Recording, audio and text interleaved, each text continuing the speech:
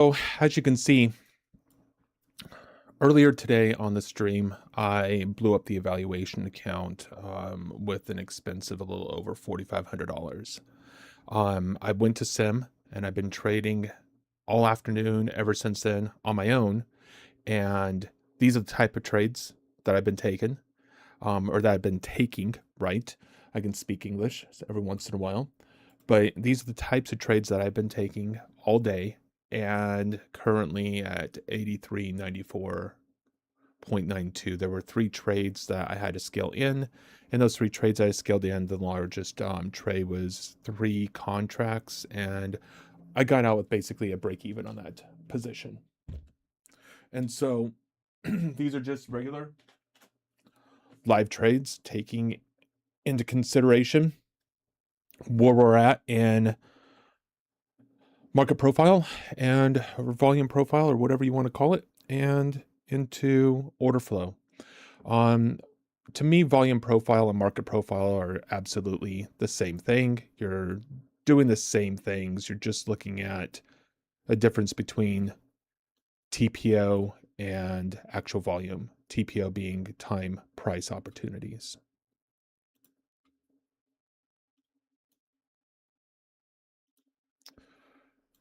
I created a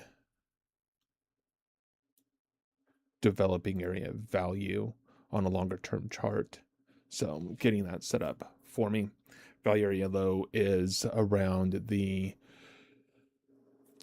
304 area and value area high is around 308. And we're currently trading off of a value area low down here at around 493. We didn't quite make it down there today, but pretty darn close at 499.75. And then we're now trading around volume point of control of today's session, with the volume point of control from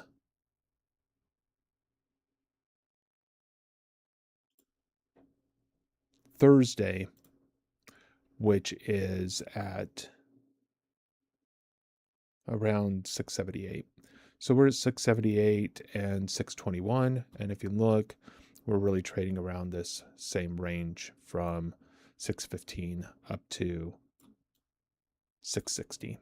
So, or 665, somewhere right around there. So we're just, trading in a range, and we're just basically scalping in a range.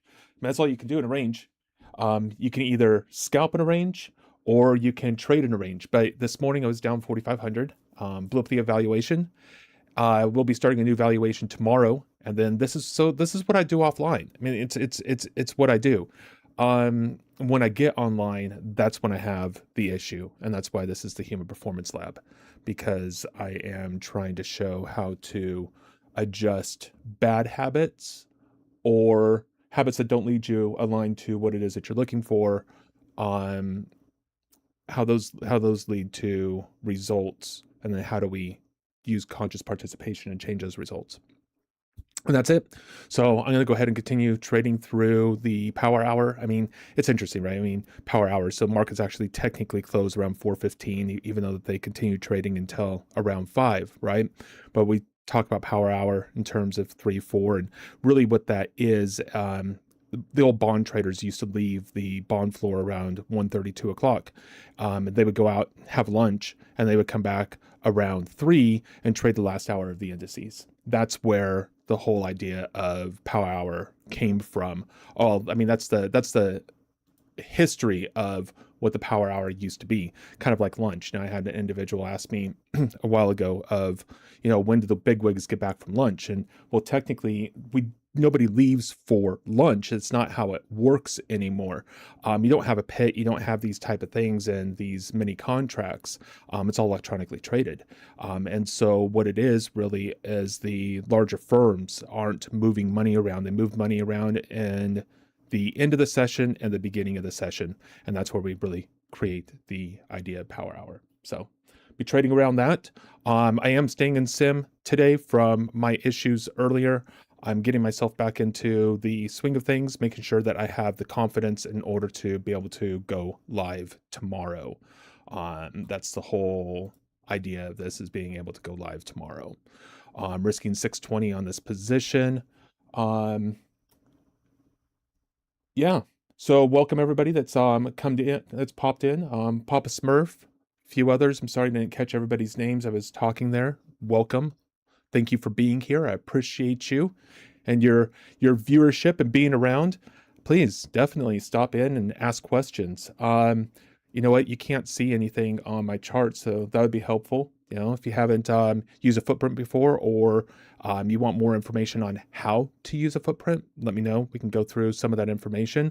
And then if you want to see the rest of my charts that you can't see on the small TikTok screen, definitely come on over to Tube or Purple app, and we will get you all squared away over there with the larger view on your phone or wherever you're at, so you can see the other charts that I'm utilizing.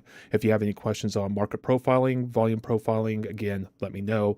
I've been working with auction market theory since about 2008. So yeah, can't say that I'm a professional by any stretch of the imagination, but I know a few things, and this is what I use. Now we have the sellers stepping in. I'm talking, so I haven't moved my stop around or anything else. Looking much more on the short side right now than the long. But this is the area low that I'm looking at. So we've got a possibility of a pullback here. A continuation to the upside. I like the upside a lot more in terms of market profile than I do, or the longer term charts than I do the short side. And that's one of the reasons why I'm in the position here. I was looking for a continuation move from this breakout basically that we had to the upside, and we just so happened to 100% retrace it. So nothing too exciting going on within the context of the trade, and it's just a matter of waiting and seeing what happens. But it's much more prone right now to the downside. It has the feel of that than it is for the long side, but we'll see what happens. Welcome, Jesse. Welcome, everybody. It's good to have you. Thank you for being here.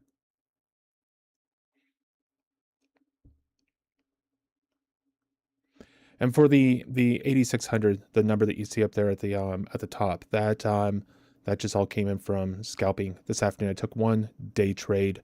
I was in, so man, I don't even remember. I was down, way down below here in the 560s probably, and exited out the position around 600.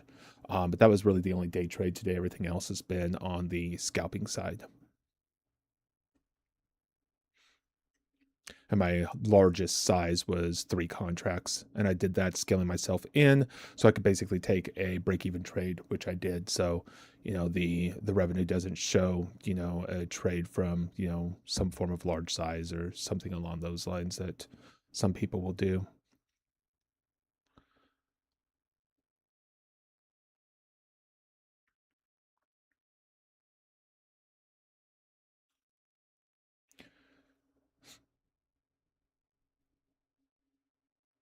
Get myself out of the trade here, hopefully, and we will start actually hunting positions.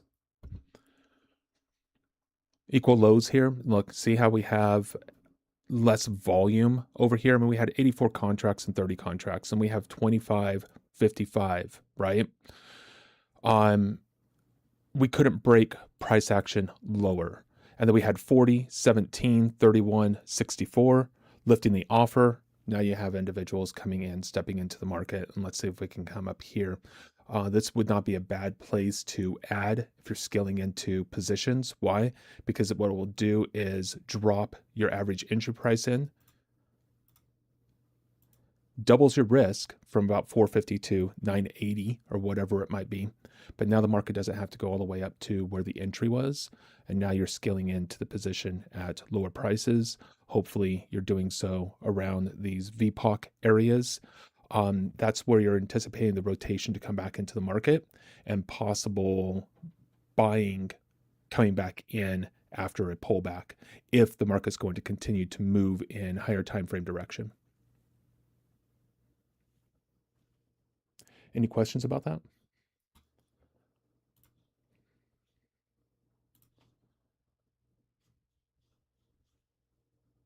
Let's see. Do I have everything set up? Yeah, that should be good. TikTok screen look okay? Everybody seeing what's on there? All right, and so price action, if we break the high here, this high, we didn't, we equaled it, but if we break it, I'm gonna start trailing my stop up a little bit, bleeding risk out of the position.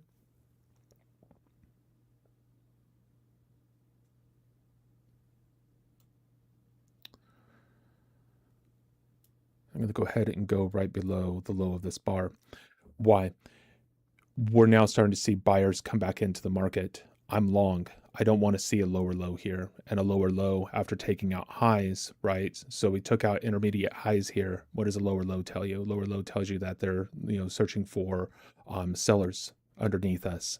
And I really don't want to stay in at that context. I'll take the $500 hit and start hunting and looking for new positions as we start getting into more closer to the 3 o'clock time frame.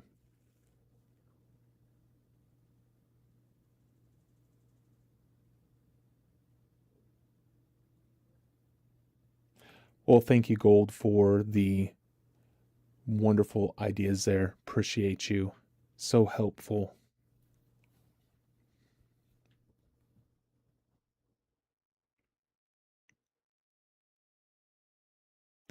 And price action is just trading in this range right now. We're just going to wait and see if it breaks out. If it does, then we can turn around and get into positions in direction of the breakout or reverse, whatever it is that's going on.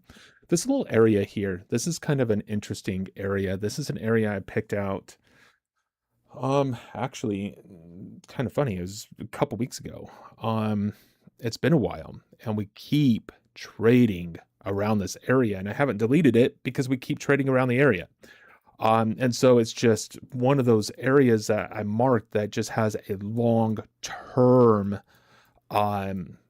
impact in the market. For whatever reason, the market just continues to, and we'll trade around it every once in a while, but we usually trade away from it fairly rapidly. So here we have bar that closed down near its low, right? Looking for a possible continuation to the downside, which we got here on this bar. It went back, so I wasn't able to look at it. And now we have a possibility of potential rejection coming into the market for a continuation to the upside, at least in the short term. I missed the position on the short, so I'm just going to sit off of this one, but we're looking for a continuation to the momentum of the previous bar. That's how you should be thinking about this. Bar, wick at the top. Okay, beautiful. What does that mean? Possible rejection, right? Price facilitated trade there. Didn't close there and closed at its low. And a bar closing at its low opens just above the close, pulls back, comes back down below the open. That's an area to short. In terms of order flow, volume, and just reading price action. Just a price action read.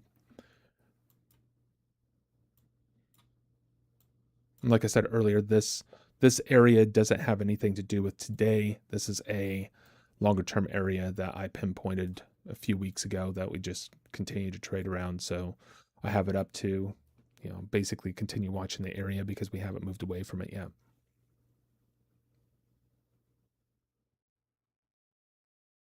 Hey, smart money. Seriously, if you have 99% accurate signals, go trade. You don't need to be selling anything. Go trade and turn your system into an ATM. Well done, sir. Proud of you.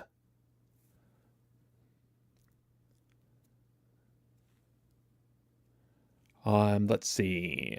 Price action, trading down still, traded in it, or closed in its bottom 1/3, still looking for the continuation to the downside.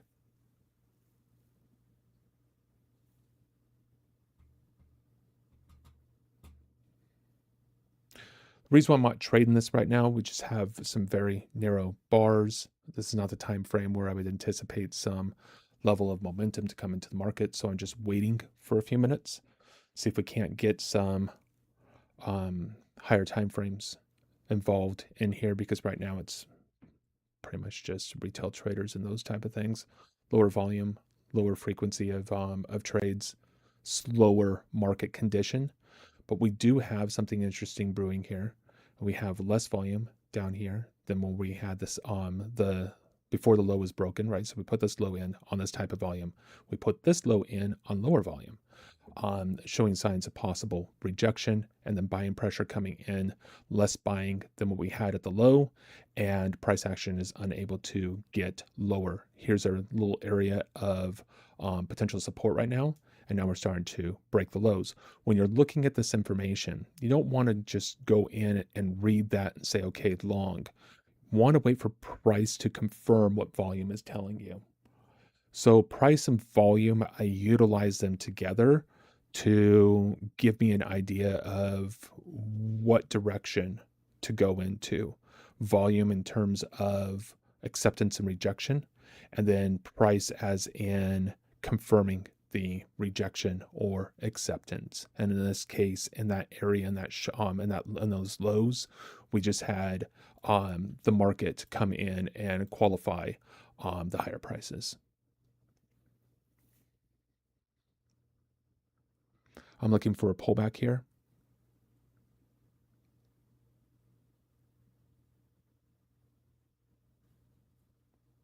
And I missed the short, because now we should continue and have a little bit of momentum into the short direction.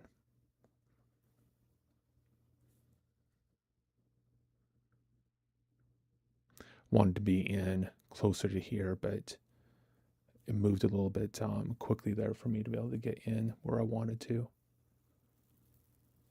So it's just a matter of just waiting now to see if we get a continuation to the downside, following the momentum from the prior moves from these prior bars.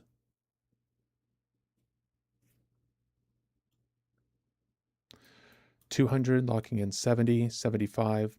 Now we have some volatility coming into the market. This is beautiful.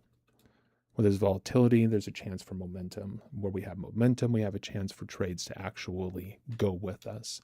I picked up a couple of $1,000 moves today with just a single contract on to get into the 1,000 area in the count. Of course, SIM, because I'm going to SIM because I blew up the evaluation. What I didn't want to do today is just walk away and stop trading. I didn't want to do that at all, because I don't want to go in tomorrow with a lack of confidence. I streamed live today, and I normally don't stream live my trading.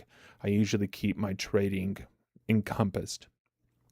But what I really want to do is demonstrate an idea, and to do that, I need to come in here and go live. Well, going live makes me uncomfortable to do it, as I'm not used to it. And I'm usually a pretty private person. I don't put my ideas and views out there in the world in this type of environment very often. I've been working from home since 2020. I ran my own business since 2008 until 2020, where, I was doing a lot of trading and different things along those lines. And so this type of environment is not something that I'm used to. And quite frankly, it makes me nervous, right?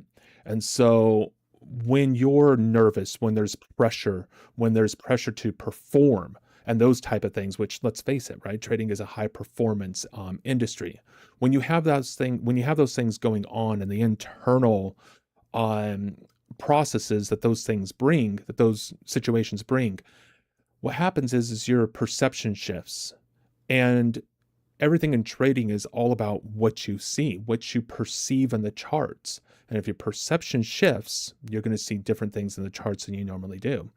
This is why I'm going to replay today's session after this stream, and I'm just going to go ahead and continue through with that so I can retrade this morning and see if what it was is a perception shift. Was there something fundamentally wrong with the way that I was analyzing the market?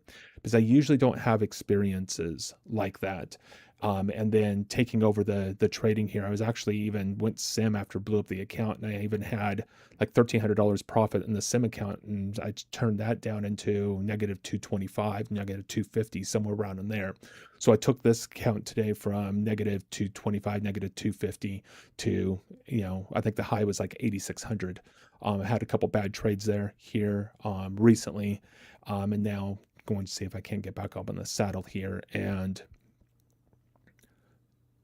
get some more revenue positions in here.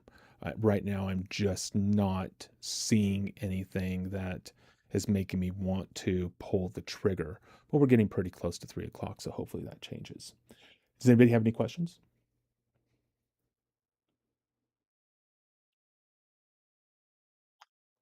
Zabak.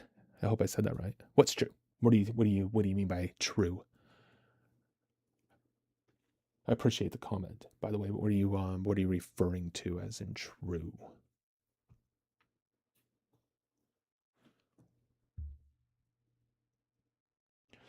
Carlos, welcome. Welcome everybody that has joined recently.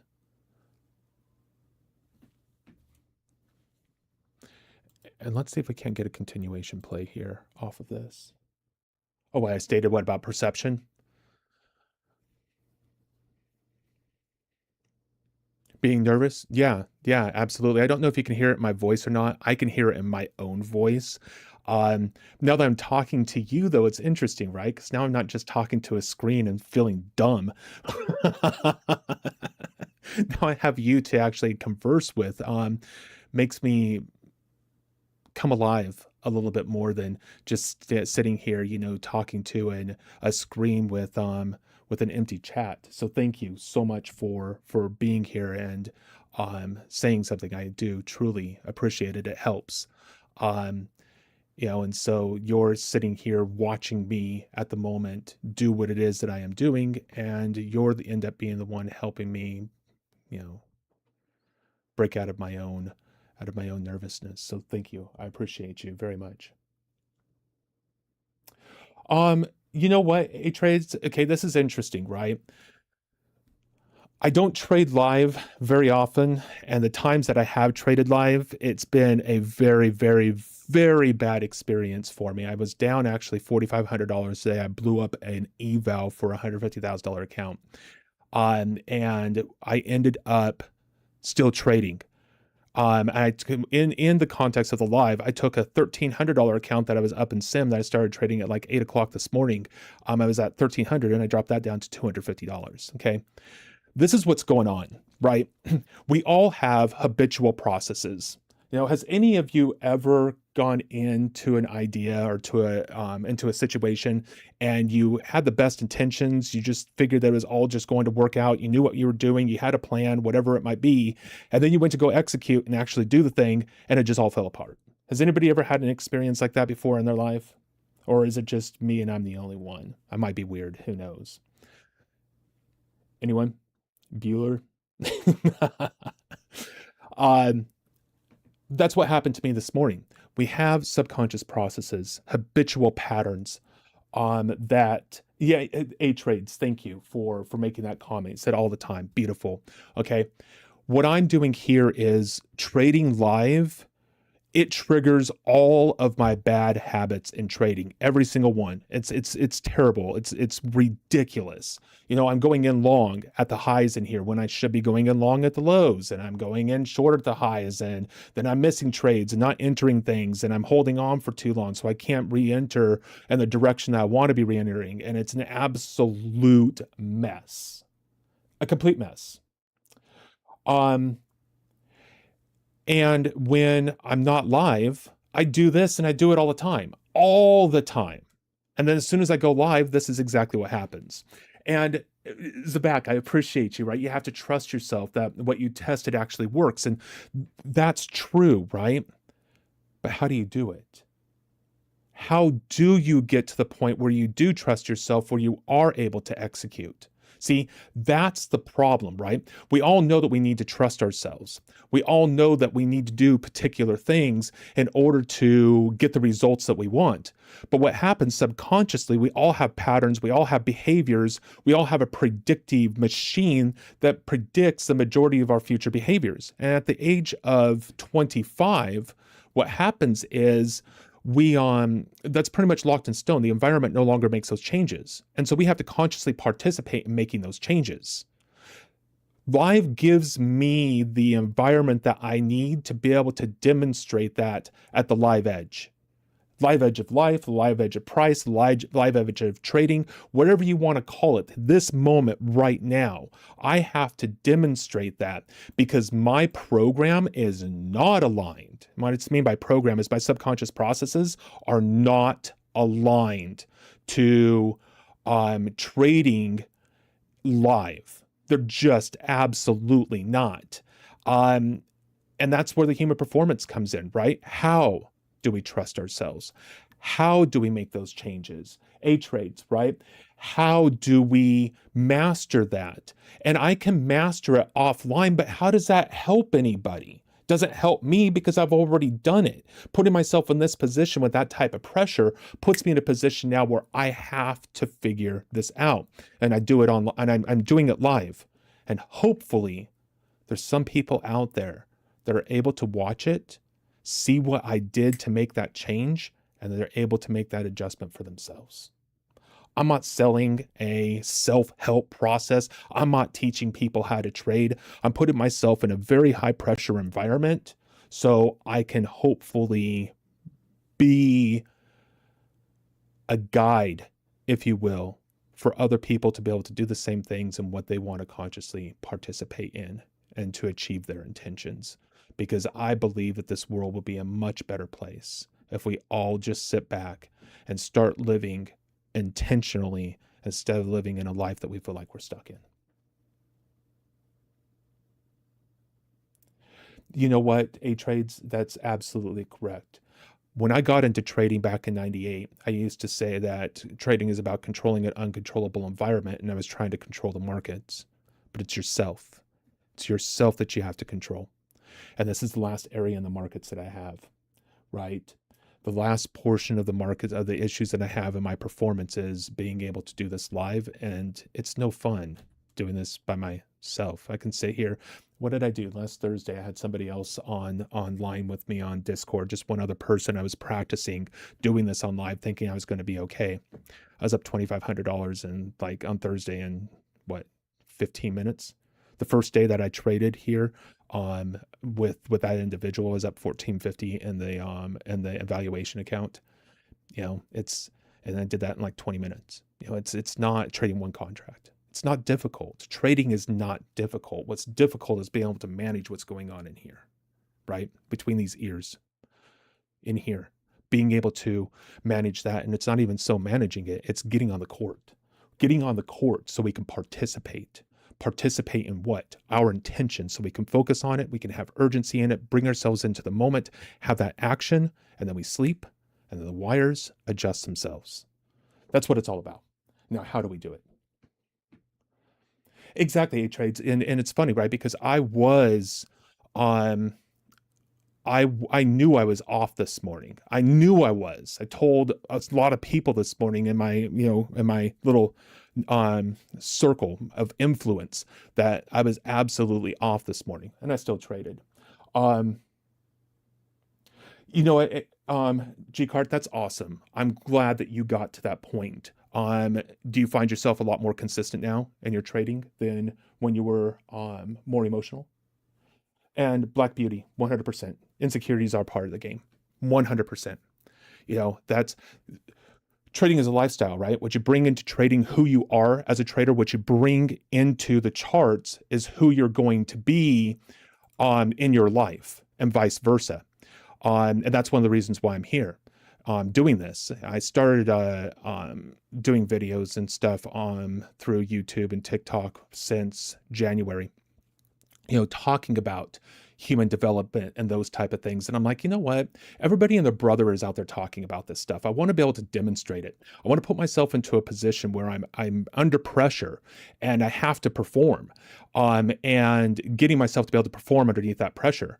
And it's so funny, right? I go live and I'm watching this and like every single trade is absolutely going against me here. It's not coming together. And I look and I was like, okay, when I started this, I was up like what, $8,600, 82, 83. I don't know. I have it in Discord someplace. I've already drawn this down to 7,400. You know, I'm like, what is going on? So I think what I'm going to do for a second, and you know, they said it's funny, right? Because I took a day trade earlier today. Day trading is kind of my bread and butter. But wait until I'm on. Wait until I'm on point and watch me scalp. Okay. And I'll take scalps and I'll turn them into $1,000, $1,500 positions if they're going to give me the momentum in order to be able to do it. There's something about being able to scalp into your positions where you know your reasons for entry and you're able to do it on a scalp position. When you do that, having the confidence in your day trades just expounds dramatically. I used to trade off of 30-minute charts, 15-minute charts, you know, those type of things. I only recently got into the 2 minutes about 3 months ago. I had a mentor a while ago that he was amazing. The best trader I've ever watched, best trader I've ever actually had a chance to sit down with. This guy was amazing. And I actually paid him $10,000 to spend a weekend with him and work on trading. Probably the best $10,000 I've ever spent in my life. But watch this guy. It was a Friday. And watch this guy. This guy turned around and was all over the place in the market, back and forth, pulled like $2,000 out of the ES, and he was a bond trader, 30-year bond trader, right? He turns around, he pulls out like $2,000 in the ES in a matter of 20 minutes, and he looks at me and is like, okay, trading day is done. How much money do you want to make? I'm like, what? It's like, all you have to do now is just decide how much money you want to make and then just repeat what I just did. And so Monday he did the same thing. It blew my mind all over again because I still couldn't do it by Sunday. I still haven't been able to do it. And when I'm on, I'm not near as good of a trader as he was. But you know what? When I'm on, I know exactly what's going on and everything just absolutely works out. And I can't get that to turn on when I'm live. And I don't know why. Absolutely frustrating. But you know what though? I'm not going to stop. I'm going to figure this out. And when I do, now we have a process that hopefully other individuals can use as a framework, not to say, hey, this is the answer to human development or whatever it might be, right? The answer to all of life's problems. No, but at least we might have a process that we can utilize as a framework that other people can use in high pressured environments that we can further develop and turn that into something that people can use to get them to where they want to go. It's all about living intentionally and how to do it. And I'm so tired of listening to other people out there talk about these subjects and stuff. And, you know, it's not that they have bad advice, but it's like, okay, well, now how do you do that? And then it just crickets. Just crickets. When science is pointing to us that by the time we're 25 years old, the environment no longer shapes our world view, right? It takes conscious participation. But one of the things that this world does not teach us is to how to consciously participate in our lives when it comes to an attention or something that we want. The world absolutely fails at teaching that. And you know what? Honestly, I would love to know why. I would love to. But I'm going to stop asking why and I'm going to say, okay, you know what? How do I do it? How do I create that? In order to be able to create it, I have to be able to do it. And I can when I'm not live, but the second I turn this on live, it just all falls apart. It's insane. absolutely insane. I don't understand. But you know what? I'm going to figure it out. I'm not going to stop. I'm going to continue doing this.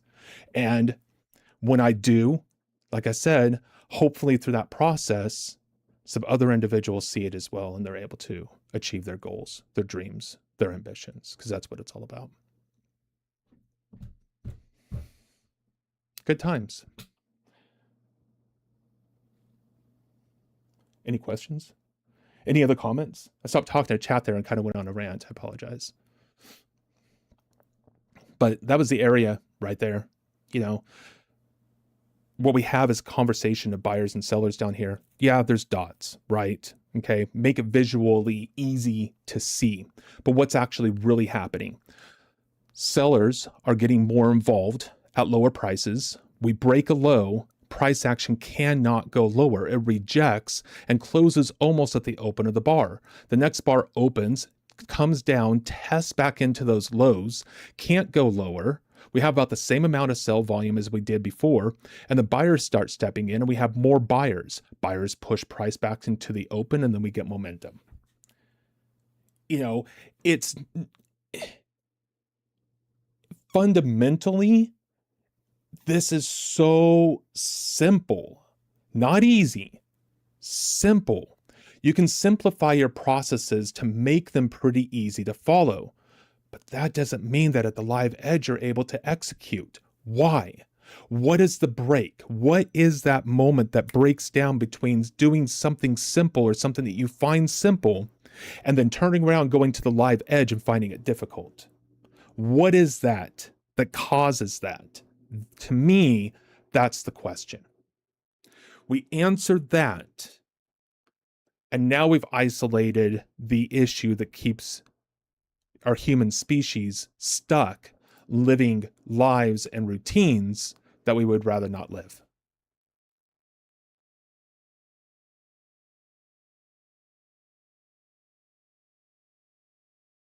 I'm looking for a continuation of the momentum here, looking for a possible break of the high due to the current condition of the close. We're trading around VPOC in today's profile, which of course where volume and sometimes price trades around the most. So we're anticipating some possible rotation around this area. And I'm still frustrated with my trading right now.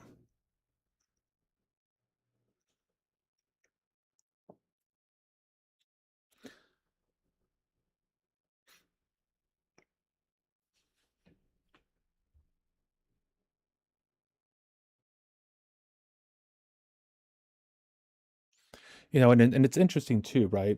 Um, Robinhood, you know, that's a great call. And probably I would be in the same boat. I normally don't trade at this time of day. Um, you know, this is not my time to be trading. You know, actually, what my favorite time to trade is? It's going to be kind of funny, but 5 o'clock in the morning. I absolutely love the markets at 5 o'clock in the morning. For whatever reason, they're usually rotational. They're a little bit slower. It's just being to me, it's just a time frame where it's just really easy to read. What I'm trying to do right now is show myself that I can actually trade in this environment, and at the moment, I'm feeling it that miserably. So, ah, so irritating.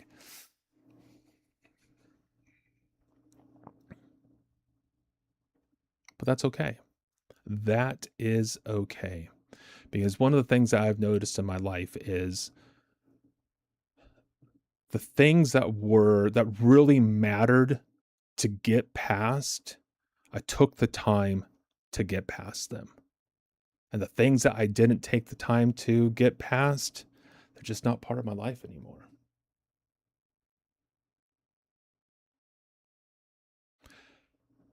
And there's another expense. Okay, how do I turn this around? How do I get myself to see price when I'm worried about how everybody else is viewing me? So I think that's definitely part of it. Now you get self-conscious. And then of course self-conscious is not something that affects my trading at all when it's just me because, well, I'm not self-conscious of my own skin.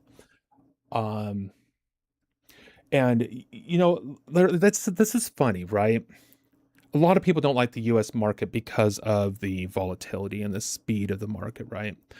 I don't like the Asian session.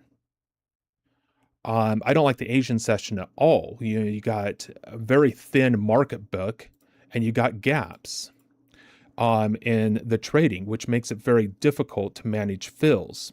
And when you're sitting there trying to manage fills in a market, it's no fun to trade. And that's why I trade the US session. But my favorite session to trade is that London session around 5 a.m. I don't know if it's because I think it's oil. Doesn't oil start trading? Something opens at 5 o'clock in the morning. What is it? I don't remember. Um, there is something that happens around 5 o'clock, and whatever it is that happens at 5 a.m., things start to just work.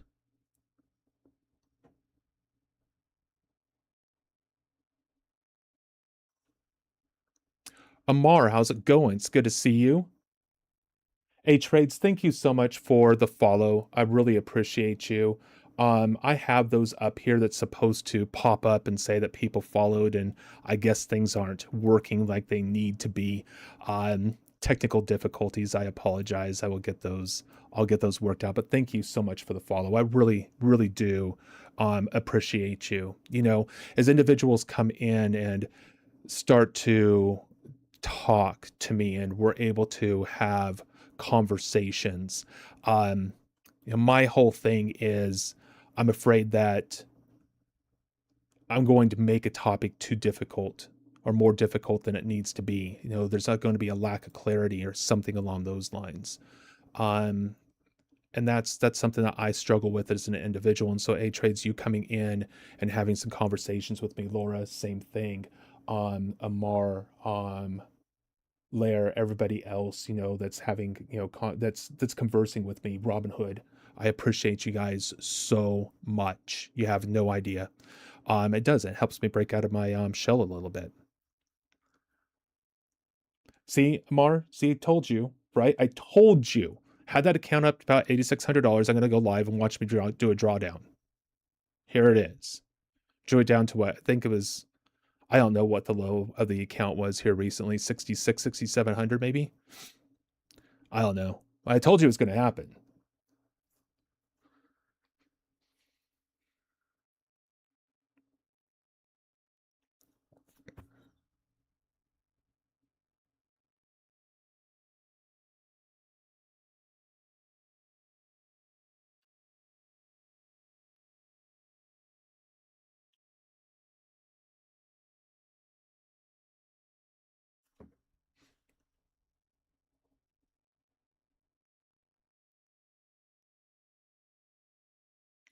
But yeah, I mean, over trading, under trading, you know, seeing a position and you're wondering why I didn't enter and those type of things. See, those are all habitual patterns that we hold inside of ourselves that our brains use to predict future behavior. And my program, that part of me is not aligned to trading profitably at all. And I have to consciously get on the court and play the game, because if I don't, I'm sitting in the bleachers watching it make actions for me and completely moving away from my intention of what it is that I want to create. And it's irritating, to say the least. So I'm just going to go ahead and continue scalping just like this and see if I can't bring the count back up to 8,000 and see what happens. Bar close almost near its high, within top 1/3, looking for a possible continuation to the upside again. About 100, going to lock in 10. Broke the highs there, immediately came off. So we might not be wanting to break highs again right now. We will see. Buyers are stepping in here a little bit. making a little bit more of a higher high, bring the stop just below VPOC.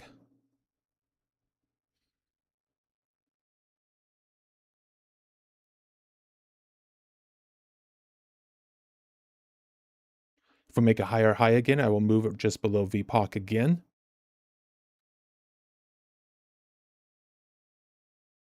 And there it is. Now a little rotation. We're at 7,200 in the account now. How about $800 more to go? Let's go. Let's do this.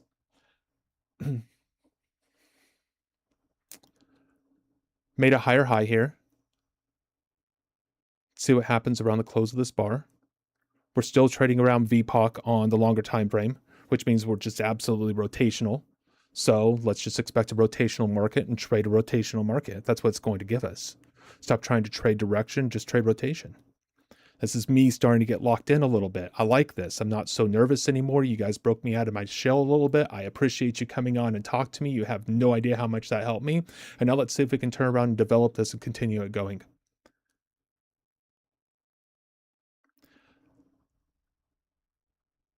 Don't like price action moving up here. I'm going to go ahead and be pretty tight on my stop. And now it's giving me a little more reasons to be short. Took a very limited risk there because I didn't like what it was doing. Decided it was going to do something a little bit better. I'm going to risk about 125 here on this.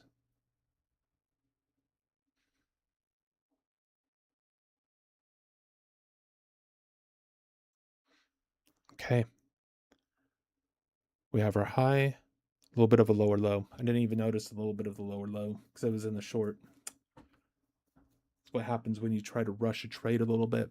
That little bit of a lower low coming in, this is a prime area to buy. And for whatever reason, this is the main difference that I've noticed in my trading. Okay, maybe this will help you guys out. This is the main thing I have noticed. When I try to short down in here, unless I have momentum, it usually doesn't turn out very well. If I try to short from up here, so if I try to short from up here,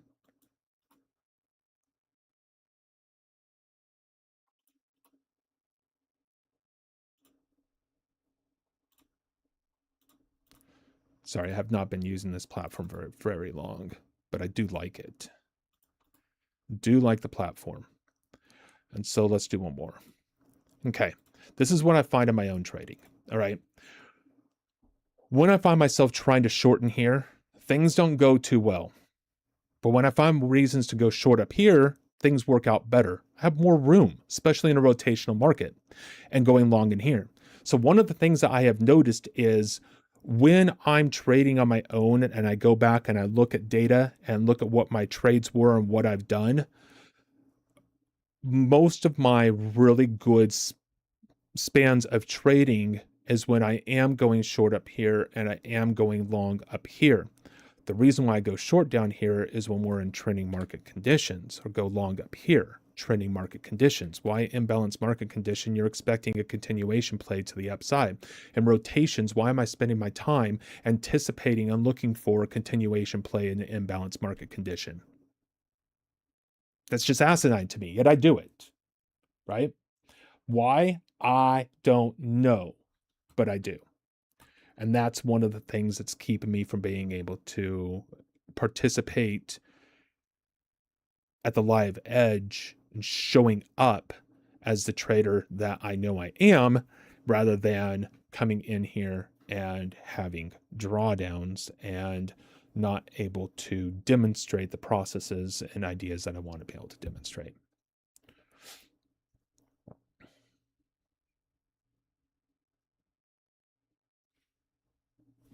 Let's smooth the chart a little bit so everybody can see it if you're still on TikTok.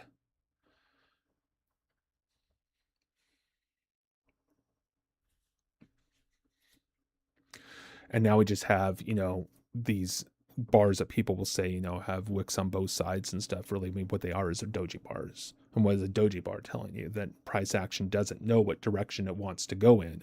Well, if the market's confused, then maybe you don't want to trade that. And I'm going to right now because of this low, and we came back above the open. Weak low, price action traded back above its open. Now I'm looking for a possible expansion to the upside. Where? Maybe a new high up here. Maybe we don't quite get that far. And I normally don't like to move my stops this tight and move them up this quickly. I usually move them about $20 in favor of the direction after they've moved about $200. I'm moving them a bit faster right now, and I can't even tell you why I'm doing that. Nervousness triggered by just trading. But then again, though, I'm sitting here doing this live as well, where there's a level of nervousness there too. So, maybe one attracts the other. Who knows?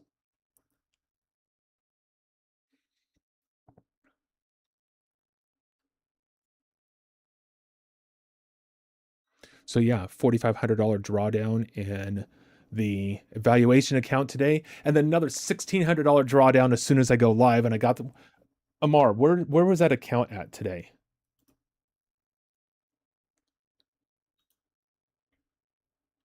I think the high was 83.04. It might have been a little bit higher than that. Ah, anyways, goodness gracious. Let's get locked in and let's do this. All right. Top down approach, 30-minute chart, literally trading at VPOC on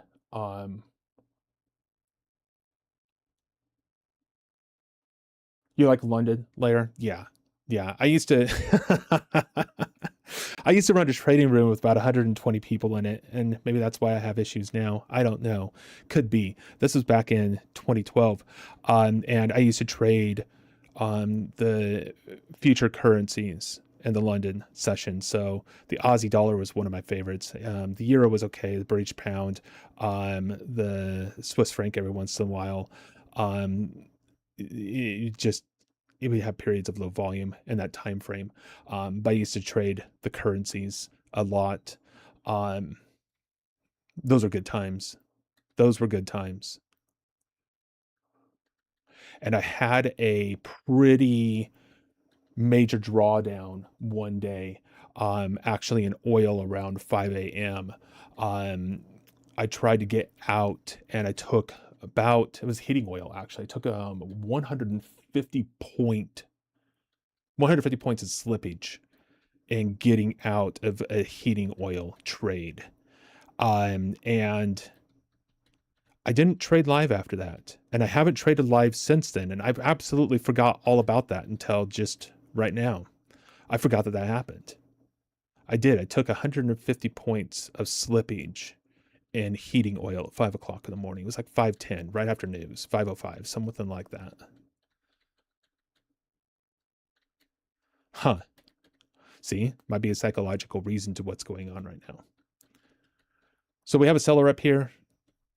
Now, what does that really mean? It just means that somebody hit the bid more than they hit the ask at the moment. Nothing to really look at in terms of direction or trade right now. We are coming back off of VPOC on the downside, so I would be anticipating for us to come back and move into the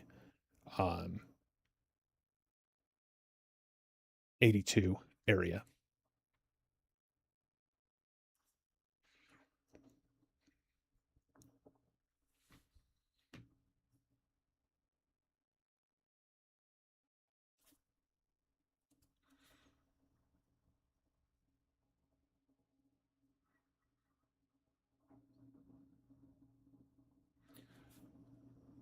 But to the 8 trades, to the whole idea of the 8,000, you're absolutely correct. But look what I've done since then.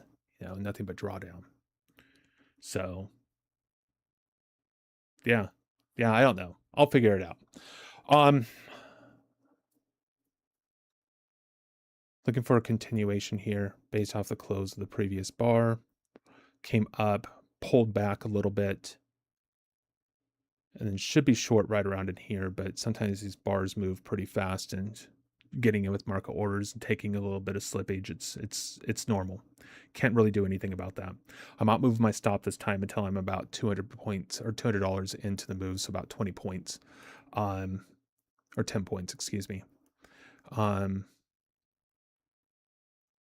then I want to start trailing my stop at that point in time. But the initial 10 points actually gives the market a bit of room to rotate after moving that much, where 100 point or $100 move, 5 points or so, it comes down, hits that 5 point, and you can rotate a bit more. um yeah, no, I'm just absolutely not feeling it at the moment.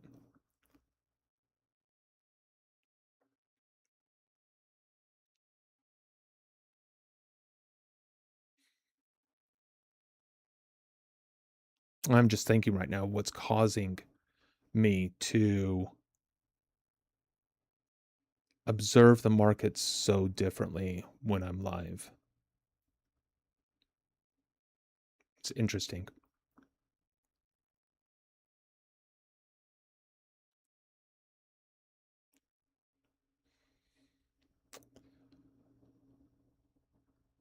So let's see what happens here at the previous high.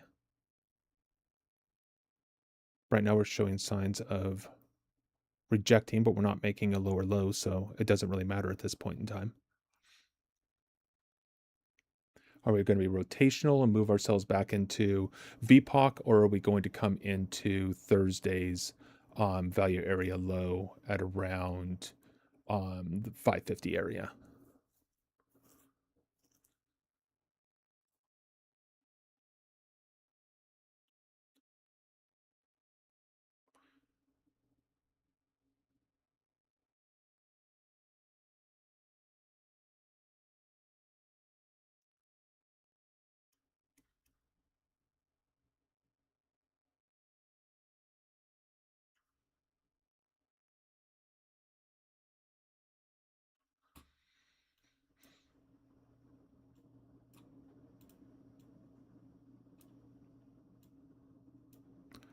This is so crazy to me.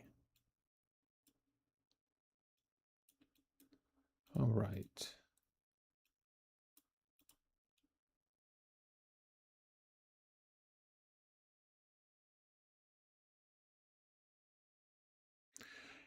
And 30-minute chart on price, it's got a little bearish fill to it right now, but it's definitely not moving in that direction at the moment. We do have Delta coming down a bit more too. So anticipating a possibility of the session low of 55 to be tested. We're at 55 right now, but I think it's for, yeah, the 500s.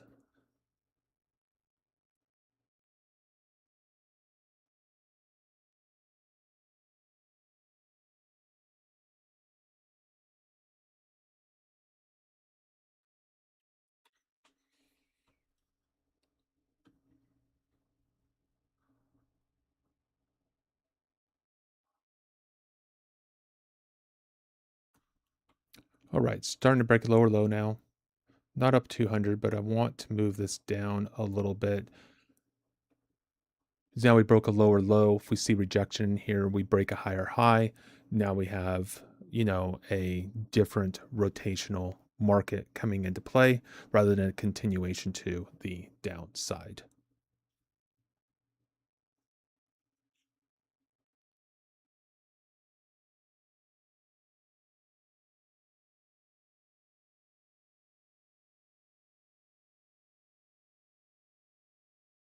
Hey, Amar, are you still in here?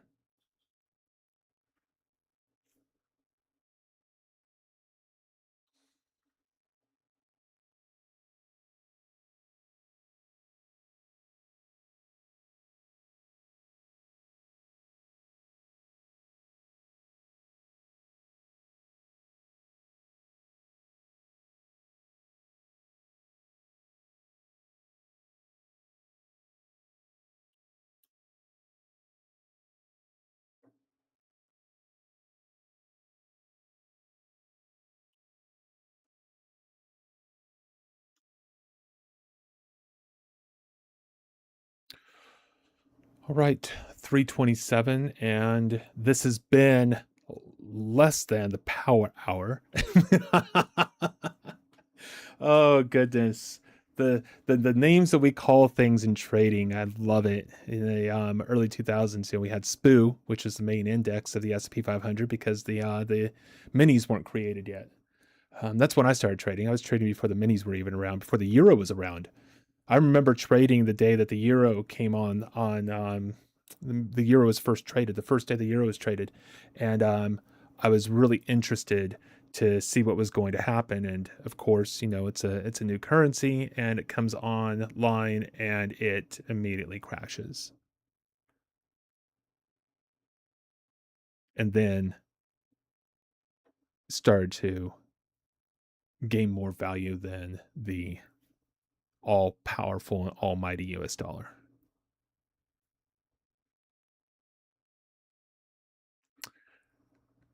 Looking for a continuation here to the upside. That's what I'm seeing here right now. Higher probability of continuation to the upside than it is to the downside right now.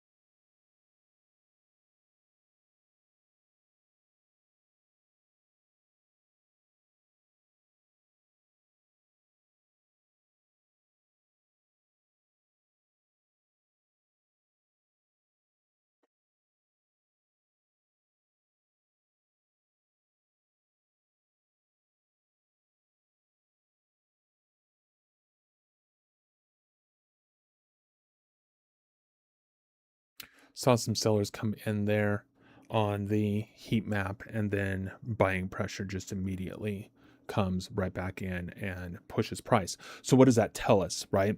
Buyers right now are in charge of direction at the moment in the very short term, right? And if they continue to build pressure because we didn't make those lower lows, anticipate higher highs to be made. Manage risk a little bit more to the position. And there we go. And then, of course, when you're stuck in a short like that, when the market does reject, you see the buyer stepping in. By the time you want to get in, you're already in too late. So it's all just pointing to the same thing, that my trading, when I am live here, absolutely sucks.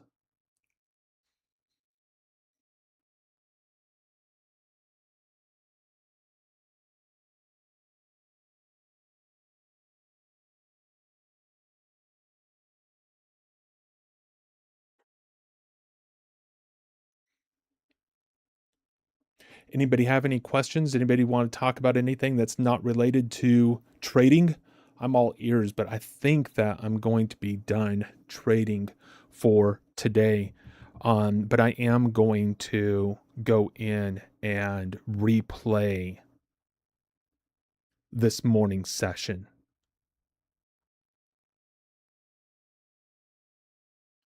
And you know what? Let's do that. I'm going to do it live. I'm not going to curl up in my own little hole, say, oh, yeah, I can do this. And then tomorrow morning, come in and try to do it live and not be able to do it. So let's just do it. Today is the 22nd. Let's get the NASDAQ in here. And then let's set this to 9:40. June 22nd.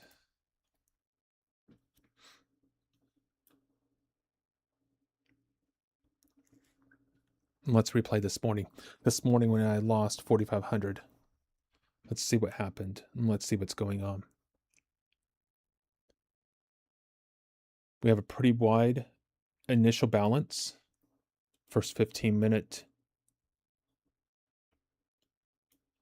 swing. Wait, what time is it? Showing 7:05. Why does it do that?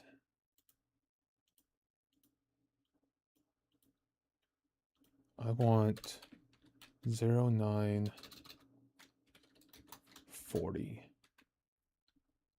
Okay. Let's go ahead and reset. And let's set for 0940.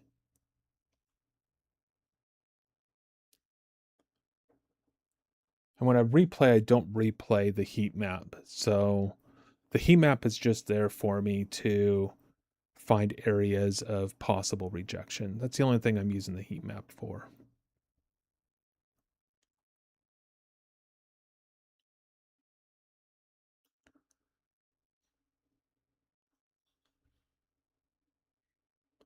Now it should be on February 22nd at 9:40 a.m. Should.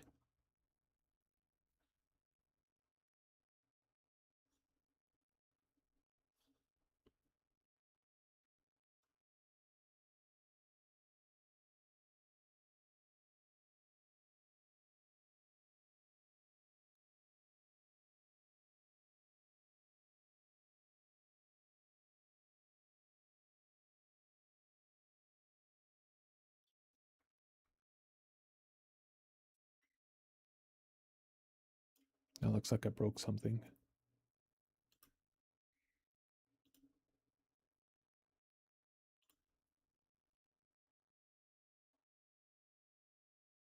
Hey, Larry, you take care too. Good night. I hope that you have an amazing trading day tomorrow. Thank you so much for attending. Thank you so much for the conversation. I really do appreciate you. Happy trading. Have a great night. Enjoy.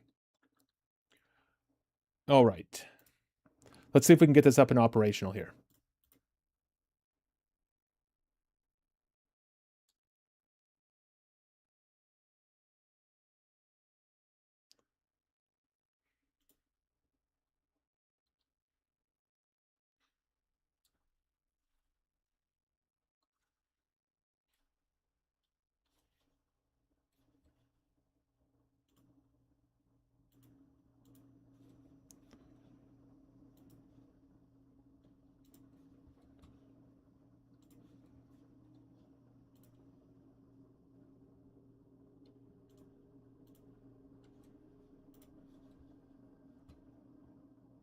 There was an update to the software, and I'm trying to get it up now so I can.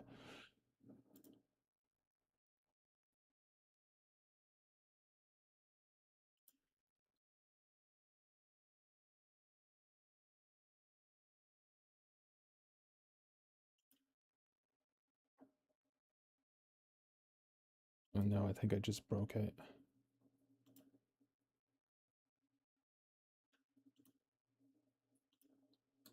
Let's try this again. There's an update with the charts, and I'm trying to get that update going here. I apologize for the delay.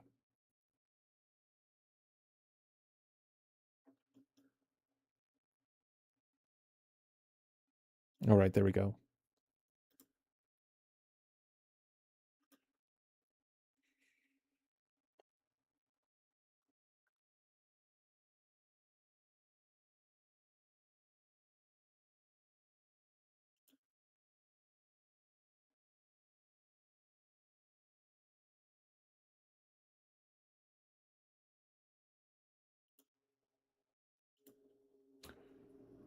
Okay, I'm going to take data off, go back into replay. I want today 0930, 0940. And then CME.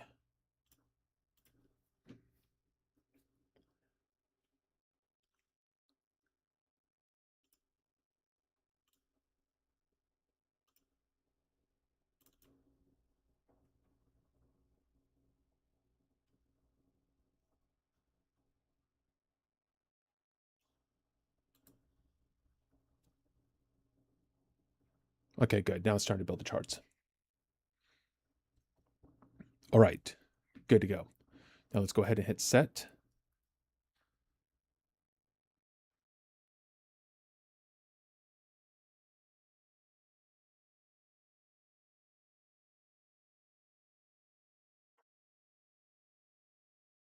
$9.40. Here we go. One more chart that needs to build. That's done. Now let's hit play. Okay, 9:40 this morning. Up here at initial balance right now. Our initial balance low is way down here. TikTok, going to try to get you the charts there. Beautiful.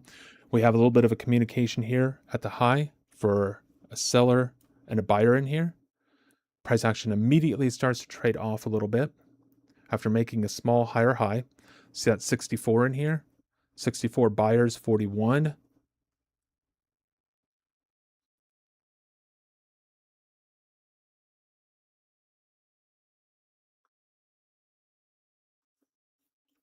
I unfortunately can't do anything in here right now. I do wait until 9:15 or 9:45, excuse me.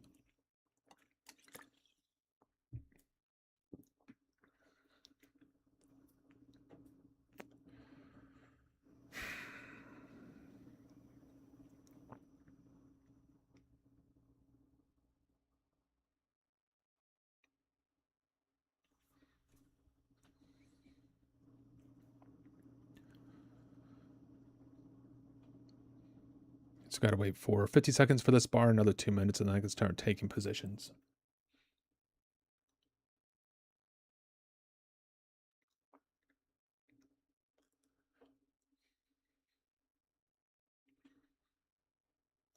So we have a seller down here. Look for a continuation move to the downside.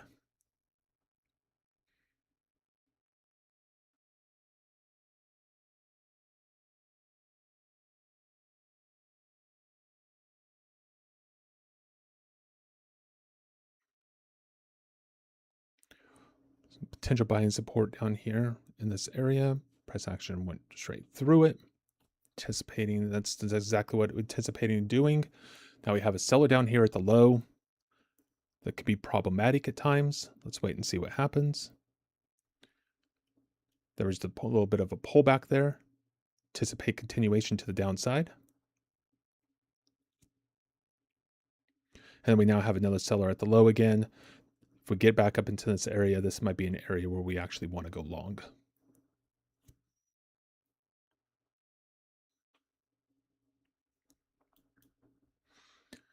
Didn't get back up through that area. Stay with the short.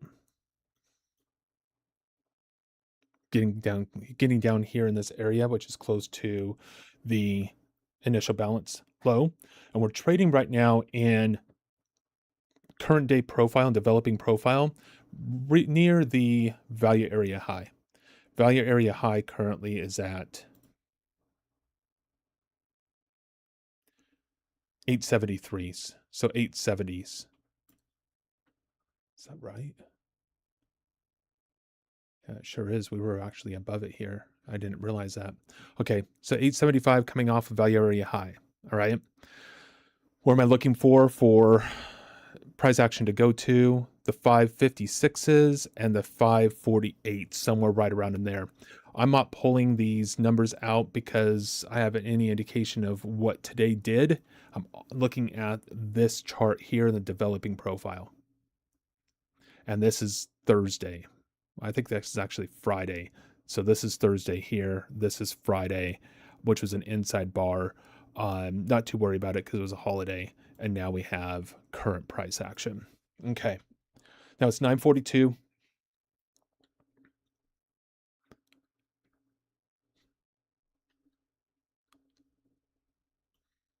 Down here at initial balance low.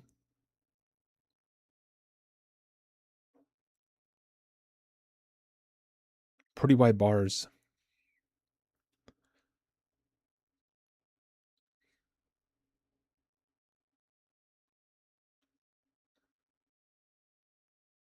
Basically a minute and I can start trading.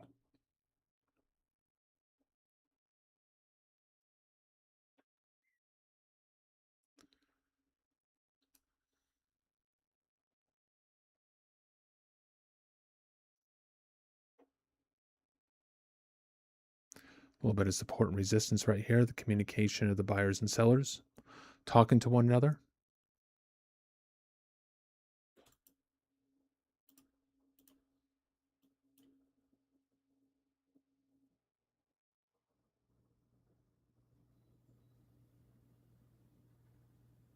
All right, starting the day off with a $345 expense. Why did I take that position? Buyers and sellers are in here. Previous bar was down, coming off of IVB right here. I'm looking for a possible rejection off of the downside to rotate back into the higher levels. That's exactly what I'm looking at right now. And the area right here of importance of buyers and sellers. Down 315 on the day, 2 trades, 1 expense. Okay, let me lock in here. We are coming off a value area high at 875. If anything, we should be looking for the short side of rotating the market back down, or the market rotating back down into the 550s, the 560s, between the 550 and the 560s today. That should be the overall premise of today's market condition and what I would like to see for the markets. And so what I want to do is I want to be able to find areas and reasons to go short. We don't have a higher high here. We don't have anything else. Not really interested in just going off, taking a short off of a down bar here. Want to wait and see if we start cycling higher before taking a position. And we're now at the mid range of initial balance, which would be an area of possible rejection. I can't read rejection right now because I don't have the other charts up, but I am going to trade this accordingly, but I'm going to give it a little bit more time and a little bit more room. Time and room is not what I gave it this morning. I was already in like 3 or 4 trades at this point in time. So I'm already showing signs of a lot more patience, not because I know where the market's going to go. Just I'm not near as nervous as I was this morning, and I'm watching what price is actually doing and volume. And what I'm seeing right now is a lot of confusion in the market. We have buyers coming in at a high. We've got sellers coming in at midpoints and at highs. We have buyers and sellers coming in at almost the same price or the same price range right here, showing a level area of support. We're currently trading off and holding that support at the moment. And we have potential buyers that can come back in off of this high to push us into higher highs. Now we have buyers and sellers communicating again. If I remember right, I took a short here this morning. I don't want to go short here yet. We're in an up bar. I was trying to force way too much this morning. All right, this is actually really, really good for me. So this morning, I see this communication, right? And I'm like, okay, that's possible rejection. And I remember taking a short off of that this morning. I don't remember the outcome of the trade, but I can absolutely see what happened. And now what should we be anticipating happen now? Possible continuation of the momentum to the upside that I wasn't able to do this morning because I was stuck in a short position that I got stopped out on and wasn't able to take the long. And so I don't even know if this is going to go up right now or if this is going to work out. But we do have nice momentum to the upside, and I'm looking for a continuation of that momentum on this bar. Risking $705 is not my thing to be doing in an early Monday morning, but you know what? We find ourselves in positions that we don't necessarily know how we got into them from time to time.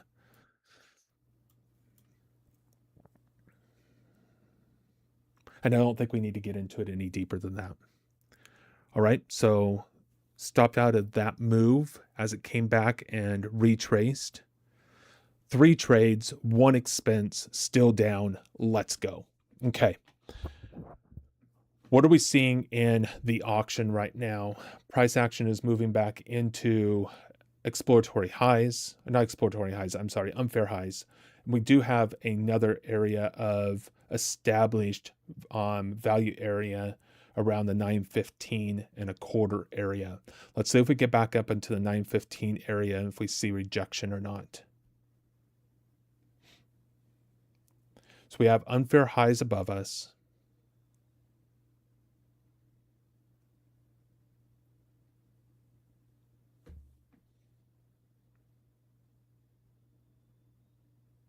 We have a value area low of developing profile at 873, which is just below where price is.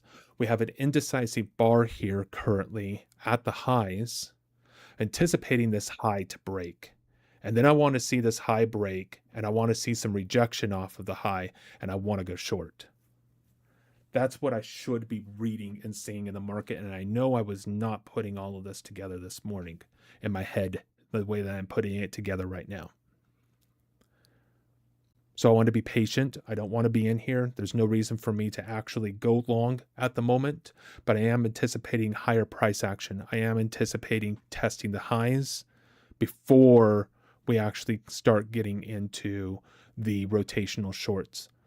We are in the US session, which means that we have price can trade around areas for a while. We want to give this time. Yes, I'm off of a 5 or 2 minute chart right now, which is fine for entries, but I have to be willing to give this market some time to develop it. So 3, 4, 5 bars to develop in this area before the market is ready to tell me, okay, I should be trying to short this. And I don't have reasons to be going long right now when I'm already in developing unfair highs.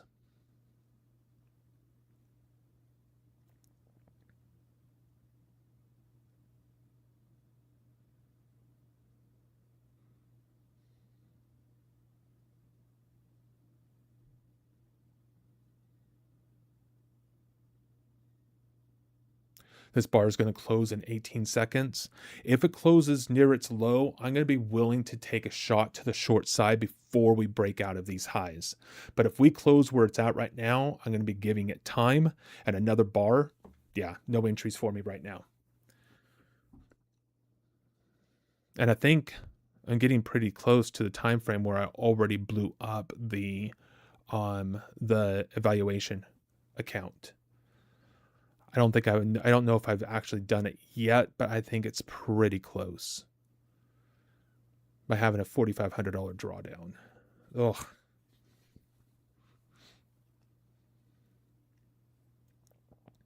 Now we're starting to break the highs.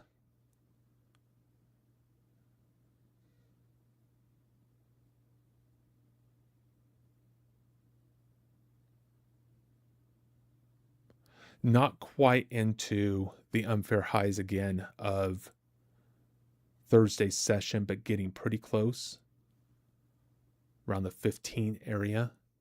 We're currently around the 10 area. Nothing's telling me that this market's imbalanced higher at this point in time. We're already really close to the IVB for the initial opening range. So I don't want to try to take long positions at this point in time because we are in unfair highs and I should only be looking and thinking to the short side at this point in time. And I know for a fact it was not doing that this morning. All right, let's go. I'm feeling better already. I've got a market context read, and I wasn't even doing that at the 2:30 session today when I started live at 2:30. That's an issue as well. I'm too hyper focused when I go live on the 2-minute chart, which makes perfect sense because I'm trying to trade. And as long as you're trying to do something, you're not doing the thing because you're trying to do it. Yeah, this is helping. 6 seconds for this bar to close. Looking for a little bit of a pullback here. Not going to get it yet, but I do want to take a short. I want to take a stab at a short here. This is why. There's my pullback now. This is why I want to take a stab at a short. We closed almost in its low range here, and we are already trading off the unfair highs. And we're now through value area high of, well, We're through the developing value area high of the current profile. All reasons to be thinking the short side. I think we were up about 300, 400 there. So locking in 105 in profits. We come back down further. I'm going to lock in more profits, and I'm going to put my stop right here, right above the high value or the high volume here, anticipating this to act as a magnet. And if sellers are in control, they should come back down now and test the low after retracing back into that area. And now anticipating price action to possibly rotate and stop me out. So we do have this whole area here bouncing around, and we're not breaking a low. So non-directional, rotational trading around a high volume node in a couple different places, and buyers react to the upside. Perfect. 5 trades, 1 expense, still down $70. Why? Because we haven't had a move go in our direction yet, which is fine.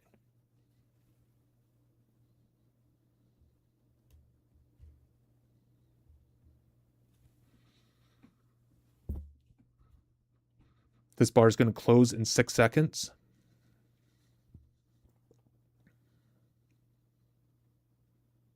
Looking for another pullback here. Don't want to get into a short right now. I want to wait for a pullback. Here comes the pullback. We're going to be looking at for the pullback area right up here in this area. I like this area right here for a potential pullback.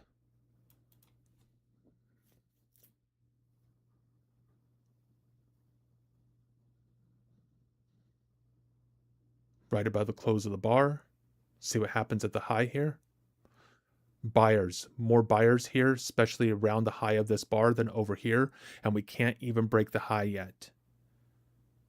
Still more buyers,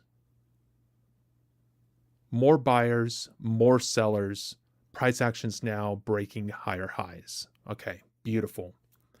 Now we're getting back into the value area high of the prior value, which I hold as a stronger indication than current developing value. Now we have a lot of buyers over here. We've got a buyer up here now, which could become a stuck buyer depending on what happens here. I don't even remember this buyer coming in up here.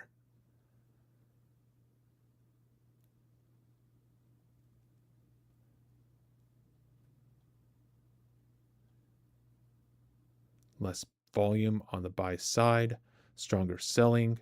Another buyer comes in. Now we've got a buyer at lower prices trying to defend. If we get through this area, might be reasons to be shorting down through here. As long as we don't extend too far, which we're starting to. Not expecting much of a pullback here. I do want to take a potential long position because of the buyers underneath us, but I'm also looking for a continuation play to how this bar closed over here, this prior bar. I'm going to risk $370 on this position right now. We could be rotating back down into this area, possibly even down here into this area before we start taking back off to the upside. Why am I looking up here? Because of the momentum of this bar. Are we close to opening range high? 100%. Very close to opening range high. But I am anticipating some momentum to the upside. Up about 190 in that position. I'm going to go ahead and take the risk off here. And stopped out with basically a break-even trade. I think it was like $5 in revenue. Price action is continuing higher here. There's no reason to try to cycle to go short. We don't have any indication to the short side yet. Still anticipating the short side because of where we are in higher time frame structure. We have a possible buyer up here. Price action came off of that buying pressure really quickly. We did find support, but we haven't broken a higher high. I'm questioning if buyers are actually in control of this market right now or not.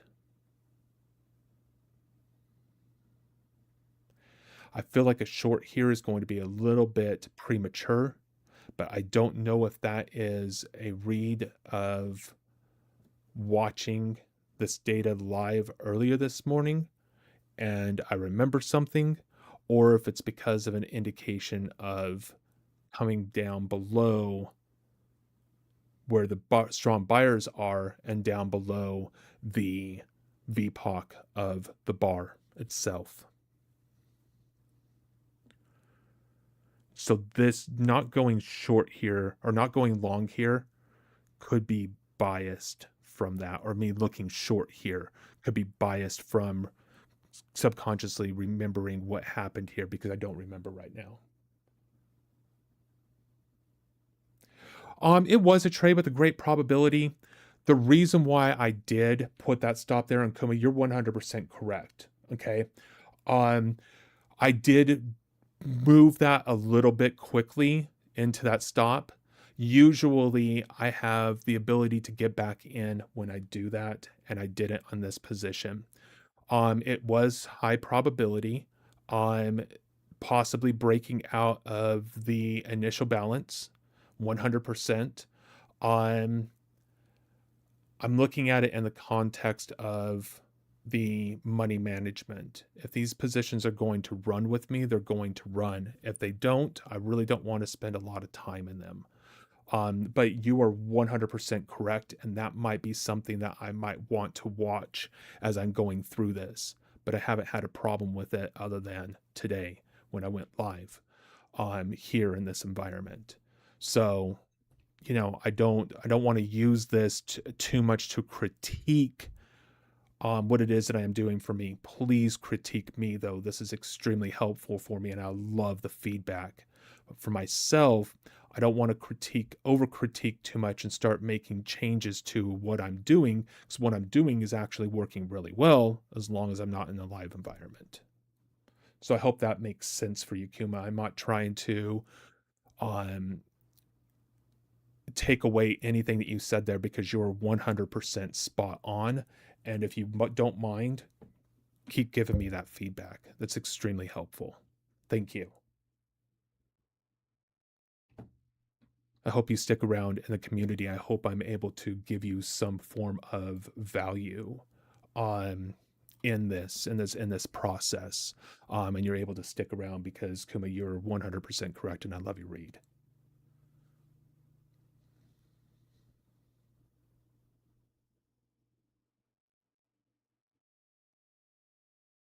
Unfair highs, indecision at the previous bar.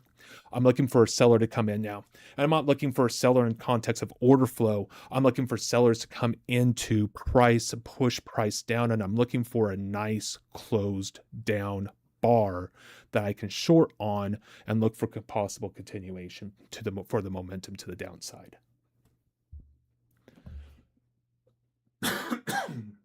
Excuse me, sorry about that. I made changes to OBS and some of the other things. I don't have access to everything the way that I used to for being able to pause and those type of things or mute my microphone. So I'm kind of all over the place at the moment, and I apologize for that. But I will get that reset up again tonight. I didn't realize it was such a difference. I'm trying to get things set up on the Stream Decks to make this pretty easy for me.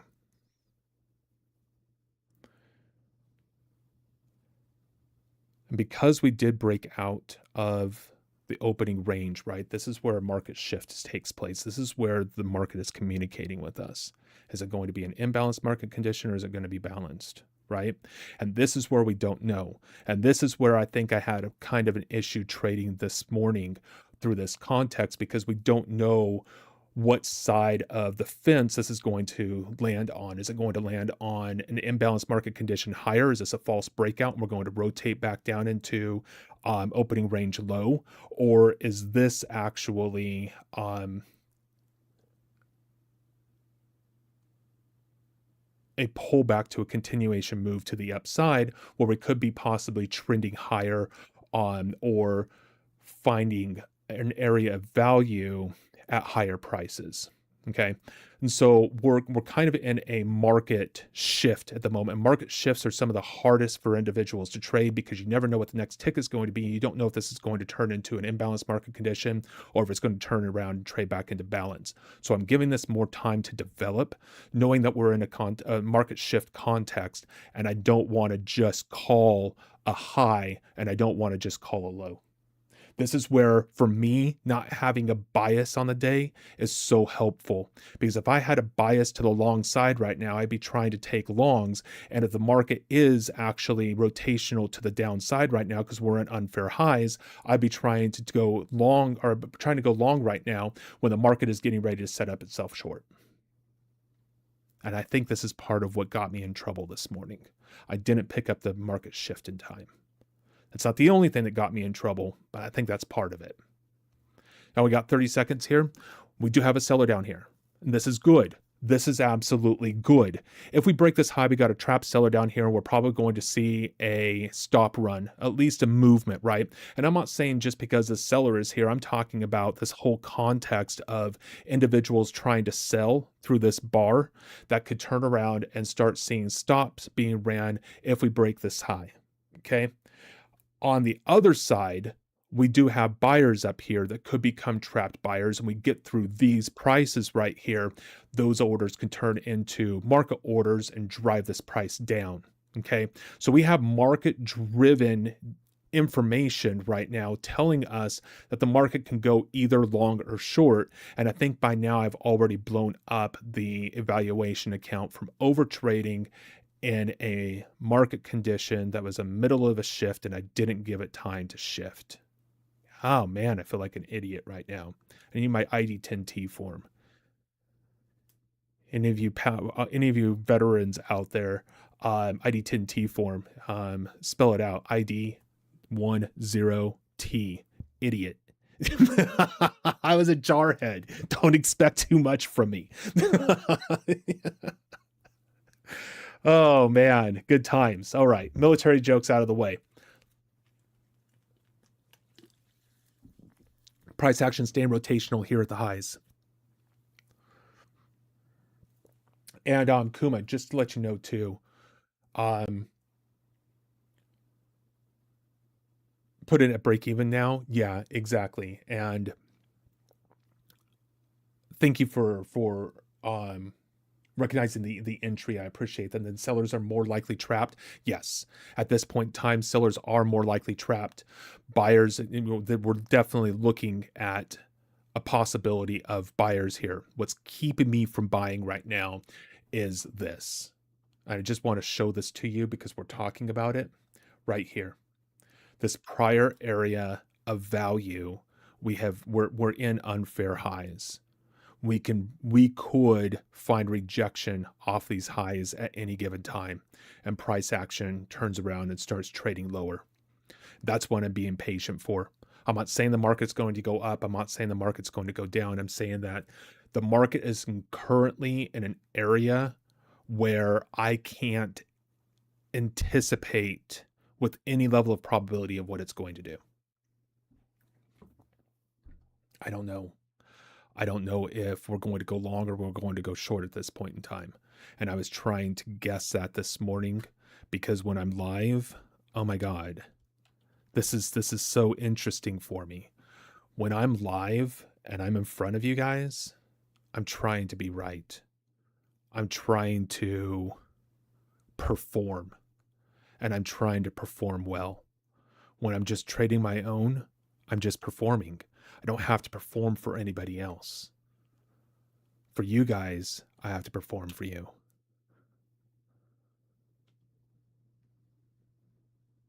I don't know if that's the answer, but that resonates. That feels authentic to what's actually going on internally for me when I am live.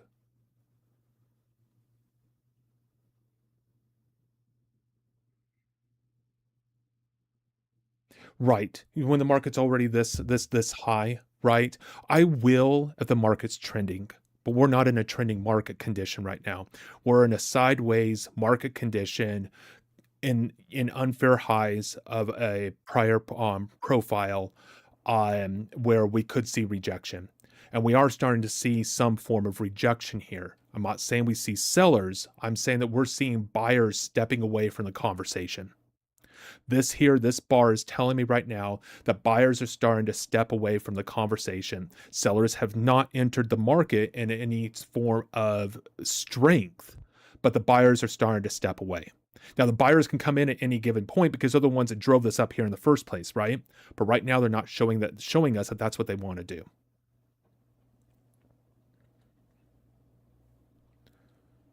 Kuma, how long have you been trading for?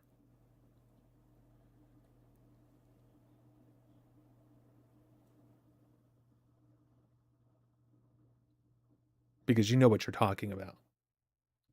This is great to see. Thank you for being in the room and for blessing me with your insights. I'm not being a smart aleck either. That's no truer words have been spoken, my friend. Truly, thank you. This is definitely helpful. I'm actually a really, really, really good trader when I'm not live. And when I go live, it all falls apart on me completely. But I'm not necessarily here to trade either. I'm here for what I call the human performance lab. How do we execute when we're under pressure? And putting me under pressure, the trading doesn't put me under pressure anymore. What puts me under pressure is going live.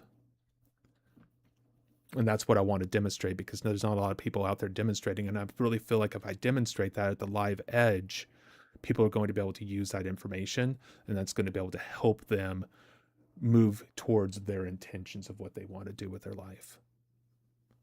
And it has, at that point in time, has nothing to do with trading, has everything to do with intention.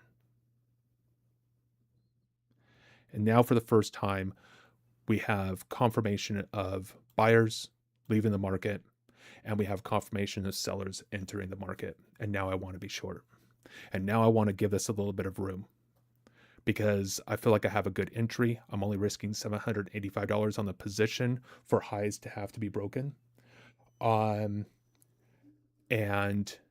yeah, this is a position that I want to actually hold. Been trading order flow 3 months on BTC, Bitcoin. Okay. I've done a lot of studies, and I agree on point that you have pressure to be right. No, for yourself, but your viewers, and it kind of degrade risk 100%. You should come on and be live right now, Kuma, because you're explaining things a heck of a lot easier than I am. But you're 100% correct. And it's that pressure, right? So I started doing videos and I started doing other things in January. I only decided to do this, I don't know, month and a half ago, I think. Amar, who comes in here as well at times, I've been trading with him. And the first time I traded with him, absolutely terrible. Today I was down $4,500 in my eval. I was up $1,300 trading early session, before US session, in the sim account. And I took the sim account down to 250 as well, $250. And then I was up 8,600. And then I came back here live for the power hour, if you will. And I was down another 2,600. And the 8,600 was from when I stopped the stream at about 10:30, 10:45 until 2:30, when, I came on and I just traded through the whole day. So yeah, today's market condition after 10:30 this morning, I was up $8,600.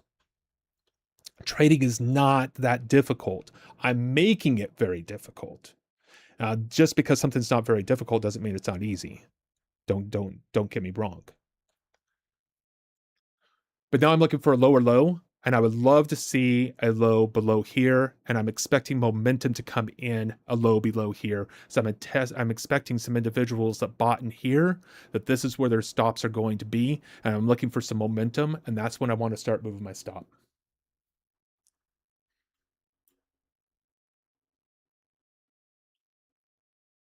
Broke that low. Now I want to see some momentum come into the market, and now I am going to start taking some risk off the position. We're up 500. I'd like to have a couple $100 locked in right now, but I like my position. I don't want to lose it.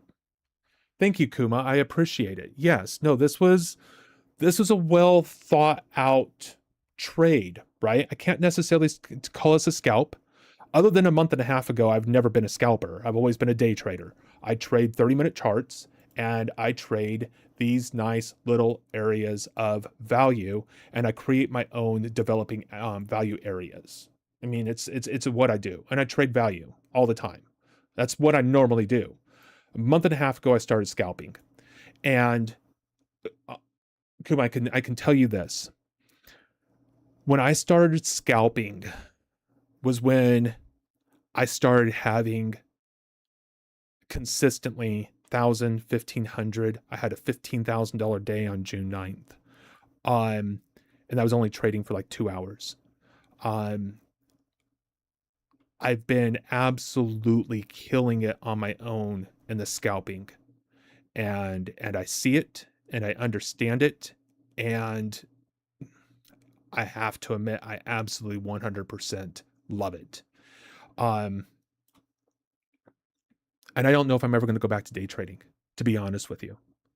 And I hope one of these days I get this locked in, and there's not even a hope. I'm going to get this locked in so I can demonstrate that at the live hedge. And I'm not there yet. And I really don't want to be stopped out of this position.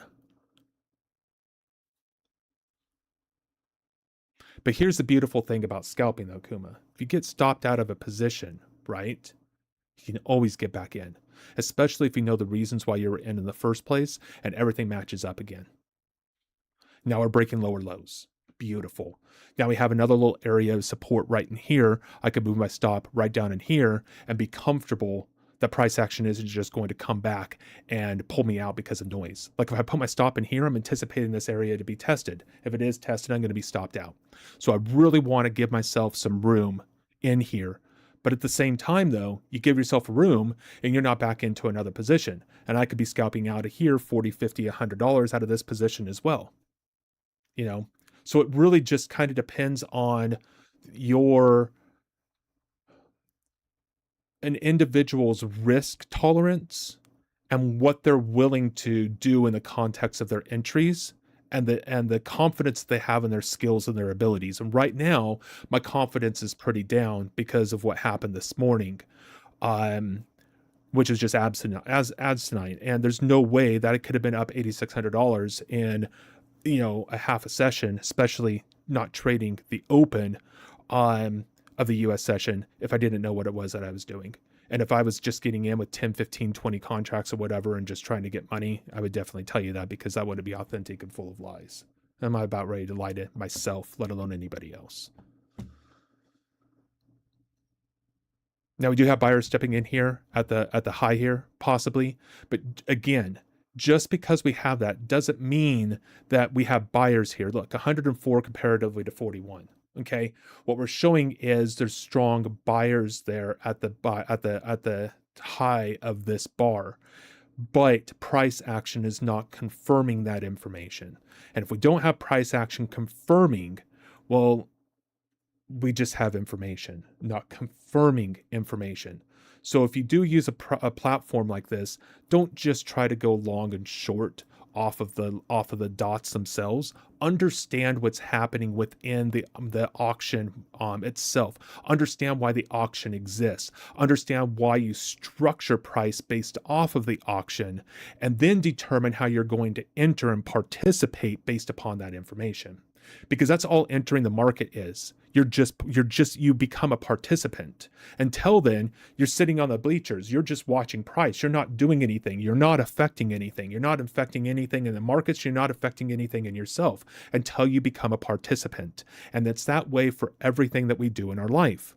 Now, the question is, when you are just looking at information and you're not a participant, do you still take action in your life?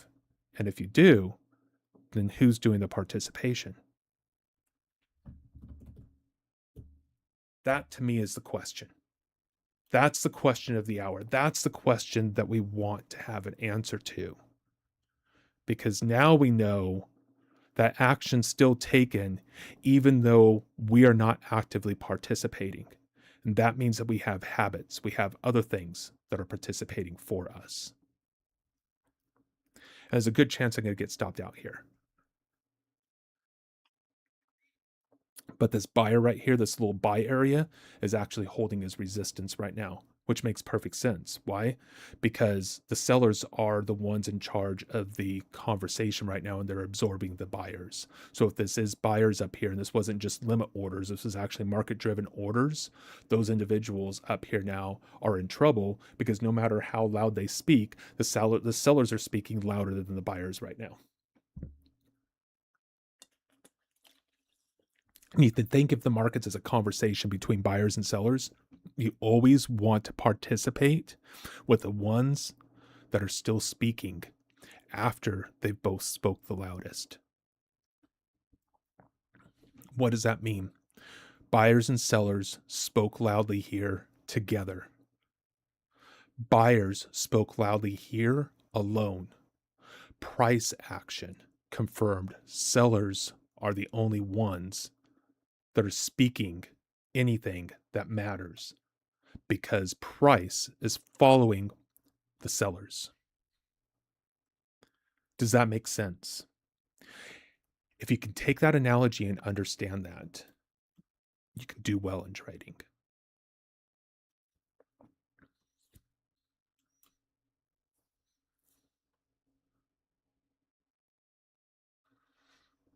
If we break a lower low here, I'm going to put my stop right here in this area. The reason why I'm doing that is because we've got opening range, mid-range as possible resistance right there, but we also have sellers in here as well. Price action comes up into this area. I'm anticipating sellers, if it comes back down in here, buyers dry up, it comes back into this area here, that sellers are going to turn around and bring price back down into its low range and retest the initial balance low. That's my theory here. And right now, sellers are speaking the loudest, right? Buyers are the ones that are participating in current price, but they haven't come into an area yet to say, hey, look, now we should be a force to be listened to. See, just because price is moving doesn't mean it's a force that should be listened to in the context of direction, because it's all about context. We don't know the conversation that the buyers and sellers are having. We only know the aftermath of the conversations that they have. This is why I don't use very much fundamental information for my trading. When I say very much, I only care, when we have reports or whatever coming out, so I don't get caught up in a bunch of volatility. But fundamental information, the reason why I don't use it is because we can never know the full information. We never know why something is actually happening. Well, if we're basing what's going on in the context of market direction or something like that, we better know why we're doing a position if it's based upon fundamental data. And we're never going to know the true why, because we're never going to have all the true information. Just like the conversation between buyers and sellers, we're never going to know what they're actually talking about. But we can see when they're having a conversation together, and we can see when one of them gets strong. And see, this area right here is now acting as level of support. Not a support that I actually want to go long in, but still a level of support. What would happen to go long? Either a higher high at this point, at the very least, to get back below the open of this bar, to show that buyers were strong enough to at least bring this back into the open, into a green bar. And now we're below that area of what was once resistance as it's coming down, turns into support, and now it's resistance again. If we break this low, this is where I want to put my stop, right above this area that is probably going to now act as resistance. And let's see, we're testing it right now. Do we see sellers get in? Do we see any sellers coming in the market? We have buyers stepping in here. See the buyers here? We have buyers stepping in. We had a couple sellers. We had more buyers. And price action still dropped. Why is it dropping if buyers are stepping into the market? Because sellers are holding price right now, or price are holding the sellers. It's like a bus. And the bus is full of sellers right now, not full of buyers. Even though buyers are trying to get onto the bus, price action is still going down. I'll get better with the analogies, I promise. Okay. Broke the low, and now we have sellers. Boom. Now we're looking for anticipation of price action to continue lower.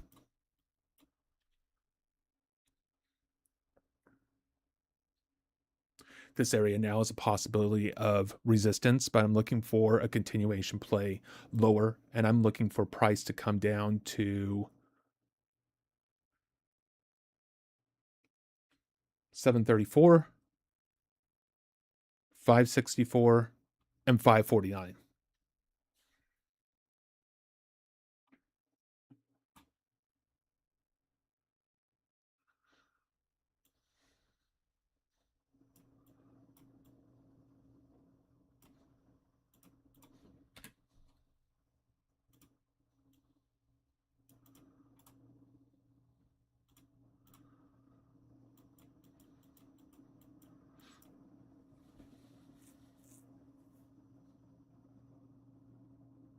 Now that we're below this area in price action, I want to see what happens if we're able to close below it and we test back into it. This area, to me, there's some interest here.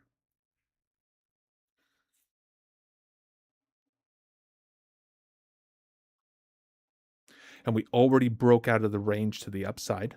Okay. We already broke out of the range up here. All right. And so we could find rejection into higher lows and a continuation play to the upside. Okay, that's a possibility. Just because we rejected out of unfair highs doesn't mean that we're going to cycle back into unfair lows. We always constantly have to be looking at everything on both sides.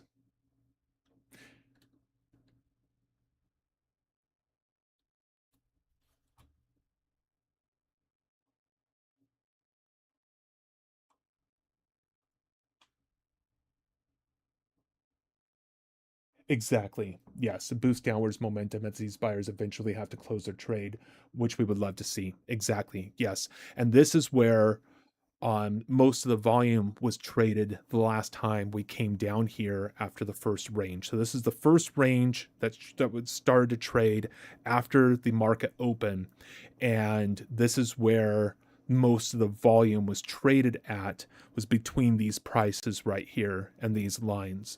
This is why I want to maintain my stop above this area, because here I'm looking for possible rotation. Possible rotation of higher lows could lead to higher prices to retest opening range high, right? Or we can cycle through here, even make a little bit of higher high, see rejection, see this area hold, and then price action turn around and trade below the lower range.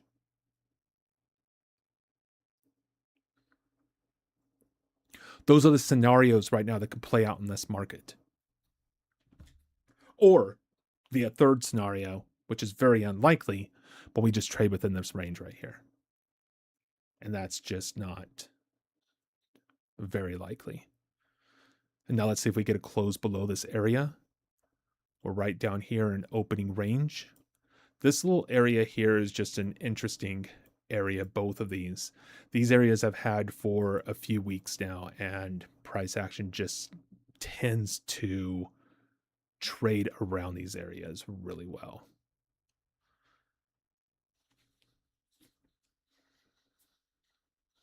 Sellers coming in, immediately trading through.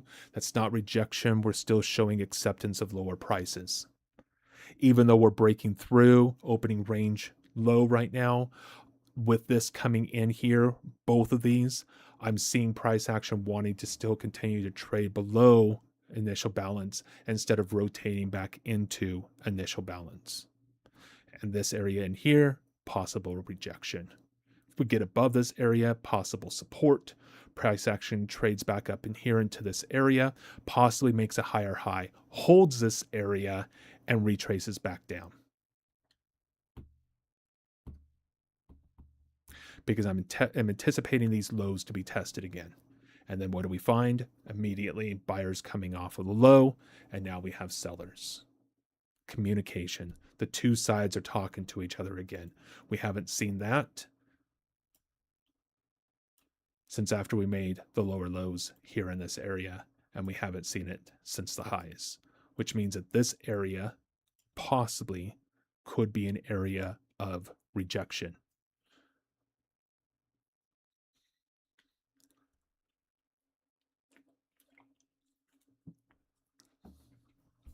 But how far does the market actually have to go for the upside right now when we have the resistance in here? And how do we know the resistance is in here? Because how this bar closed. So much strength to the downside after breaking through and testing that area and coming down with a strength to close below opening range. And look at the 30-minute. Look at that bar on the 30-minute chart. And we're breaking the low right now of that first period.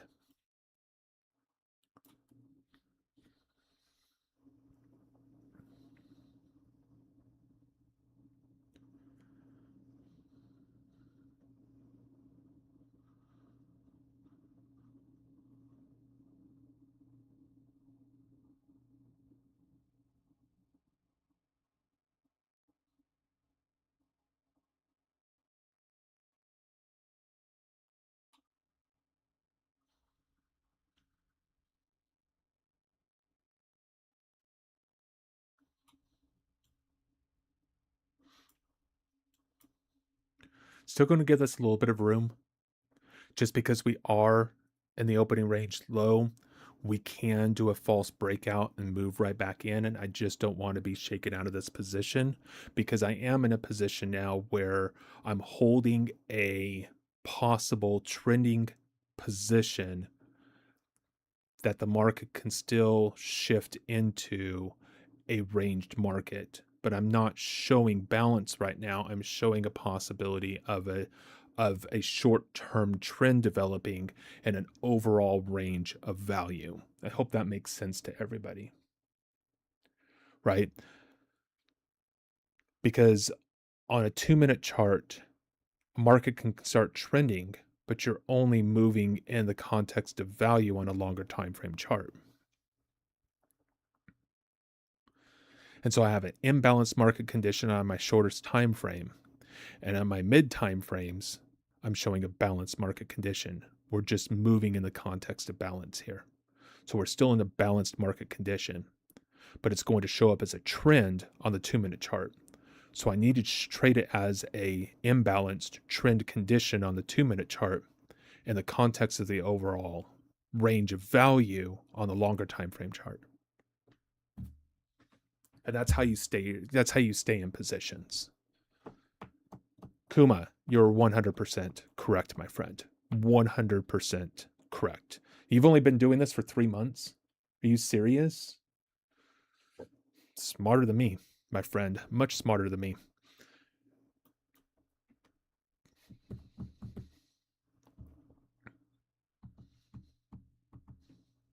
I can go ahead and move this stop down a little bit. It's been a much better trade than I had this morning. Ridiculous. Absolutely 100% ridiculous. Price action closed. Came right back into the range again. Rejected. Price action's trading lower. And look, we have a seller at the low again.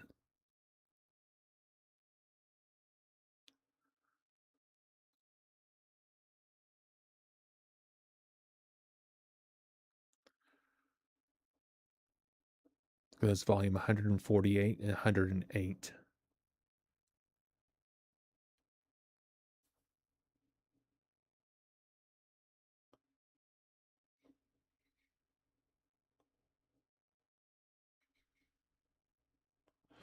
Hey, Kuma, no, I appreciate you. You're interesting as well.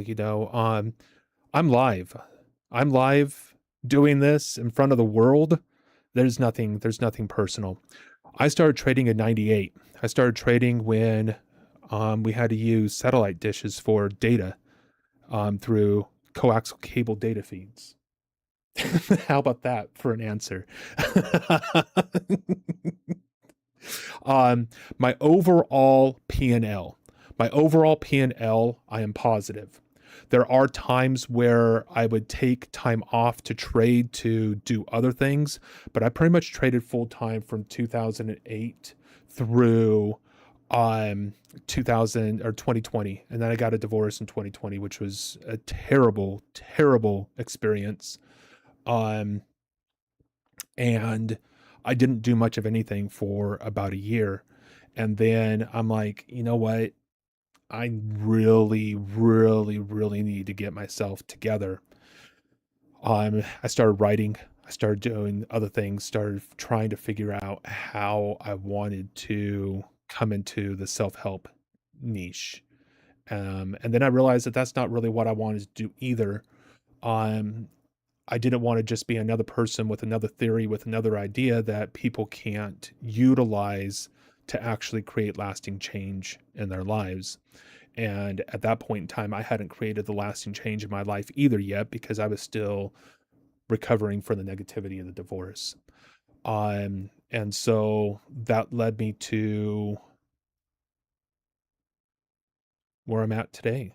Met another woman. She is absolutely amazing. Um, life is good. And this last August, I was like, okay, I'm gonna go 100. I'm going all in this direction. I've invested more than a few $1,000s into video equipment, different things along those lines. And now I'm doing videos, and then that got me back into trading. Trading itself. I would have periods of, so in my trading, this is what I call trading, Kuma. 18 lots for an all-in entry and the wrestle. 25 lots in the ES.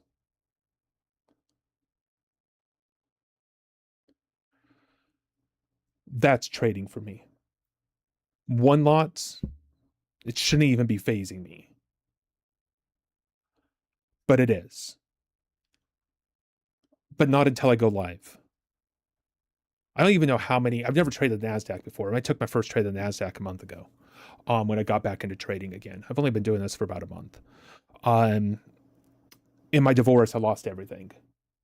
I lost everything. And so I had to start all over again. And that's when I picked up my passion project. And I wasn't even thinking about trading. But trading in my passion project works out really well because it gives me a way to demonstrate this stuff at the live edge when it comes to performance and what's really happening. And it's happening to me at the live edge. And I kind of know what I'm doing in trading. And for whatever reason, the live edge still completely messes with me. My perception is completely off and I'm not doing the things that I need to be doing. So irritating. But I've taken $15,000 accounts and turned them into 65, 68,000 in a matter of less than 2 months. Because I just trade size, right? And then that methodology would stop working or something else would happen. I'd have a drawdown of 15, 30,000 or so, keep the remainder in the account, work on things and start back up again. In 2014, I met a guy named Cam Dedoir. He had L2ST trading at the time. I tried looking him up recently and I couldn't find him anywhere.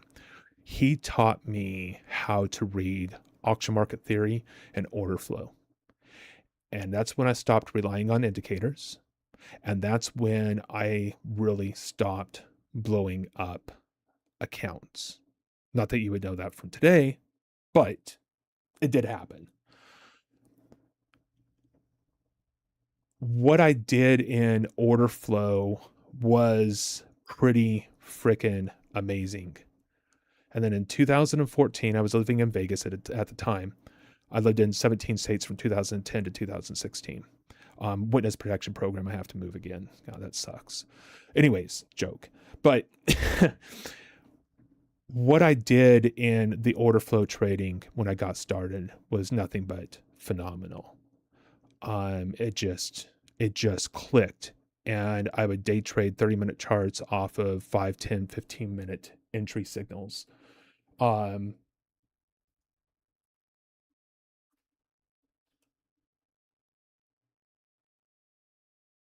wow. My life contains themes that some may find uncomfortable and has been restricted reason, body exposure, and sexualized behavior. Huh. Okay. Well, hopefully I haven't done anything crazy. But anyways, um, in 2014, things started to really change in the context of my trading because of auction market theory.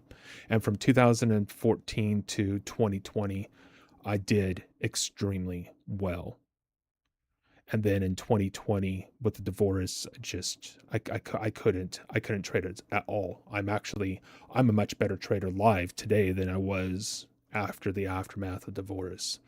Um, I know that the aftermath of the divorce is not affecting my trading today. I know it's not, because I'm able to produce good trading when I'm not live. But this live thing, this is messing with me big time. And I don't necessarily like the fact that I'm holding on to this position like I am, because I really want to be in and out, because that's my bread and butter. I mean, Friday. Was it Friday? No, Thursday. Because I didn't trade on Friday because of the US holiday. Thursday, I was up $2,800 in my trading in 20 minutes.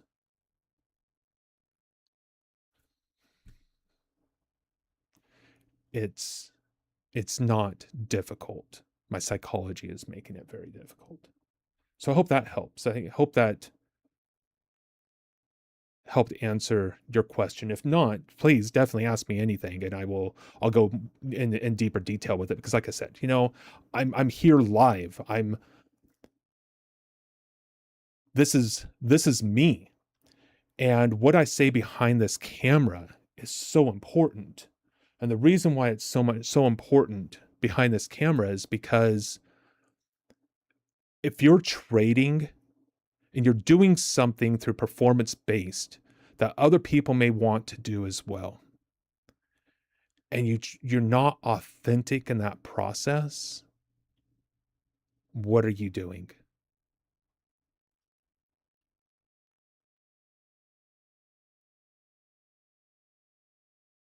Yeah.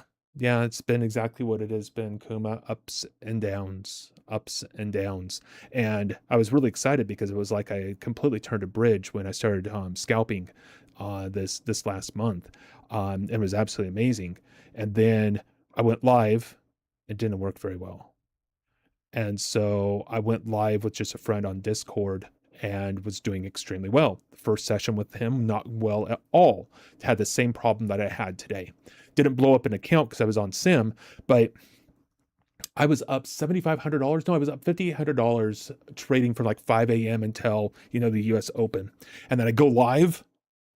I have a $5,100 drawdown of one trade. One single trade, I lost $5,100. I went short at a breakout of opening range, and I held on to it until it broke the opening range high. I never do that, ever. That was my first live trading a couple weeks ago. And then I have today repeated itself after I did well trading with one person on Discord. But I'm feeling better. I'm not feeling as timid. And a lot of this too is when I was younger, I was a kid, you know, in the 80s, I was a nerd, and it was not cool to be a nerd in the 80s. I'm sorry. It just wasn't, right? And so I have this fear of being in the public. I have this fear of being misunderstood. I have this fear of not being accepted.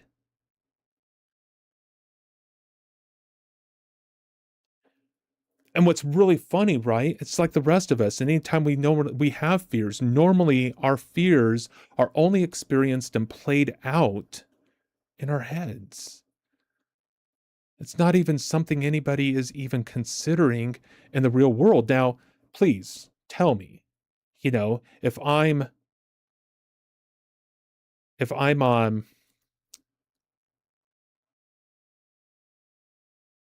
being awkward, please definitely let me know.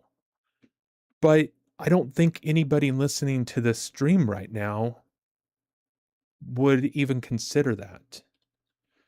But I have a fear of being viewed that way. I should probably wait until this low over here is broken, but I want to lock in a little bit more of this profit and not leave so much on the table. Leaving $2,500 of profit on the table is difficult for me to do when I'm just trading a one lot. So yeah, Kuma, that's my story. That's my story, and I'm sticking to it, my friend. You ask me that again in another month, and I'll tell you the same story. I'll tell you the worst thing that happened to me in my trading. The worst thing.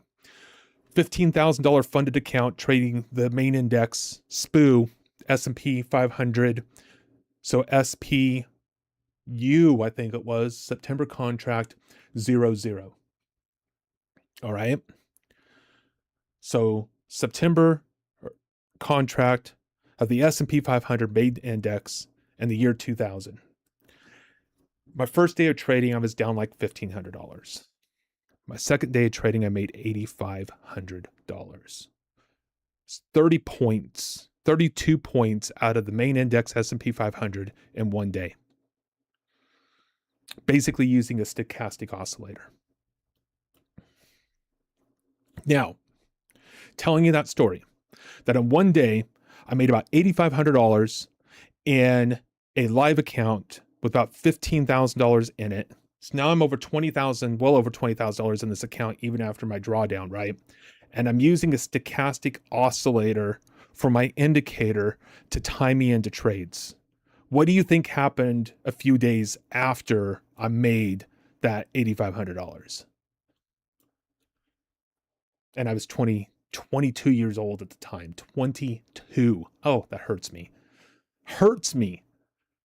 Not because I'm not that age anymore, because of how dumb I was.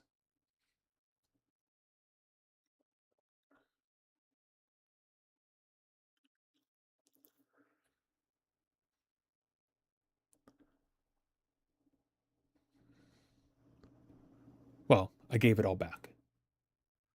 And then some. Worst thing that could have possibly happened to me. And so I was really young, and I started trading with this group of individuals, and one of them was like a 42, 44-year-old lawyer in Oklahoma City. And I went out to Oklahoma City with him for 6 weeks. He opened up a $15,000 account, and I turned that account into just under $30,000 in a week and a half or 2 weeks. And that was a pretty cool experience. And then that partnership fell aside, not because of losses, it just fell aside. And then September 11th happened, and I went back into the army and went to Afghanistan. And that's when I got out of trading for quite some time, until I got out of the military, landed a position with Wachovia and the commercial mortgage-backed securities industry. And I had a portfolio of, I don't know, it was like $4.5 billion of commercial mortgages at Wachovia. And so the 2008 debacle, you guys are welcome. I was part of creating that. We were securitizing deals and doing things we didn't even know what we were doing.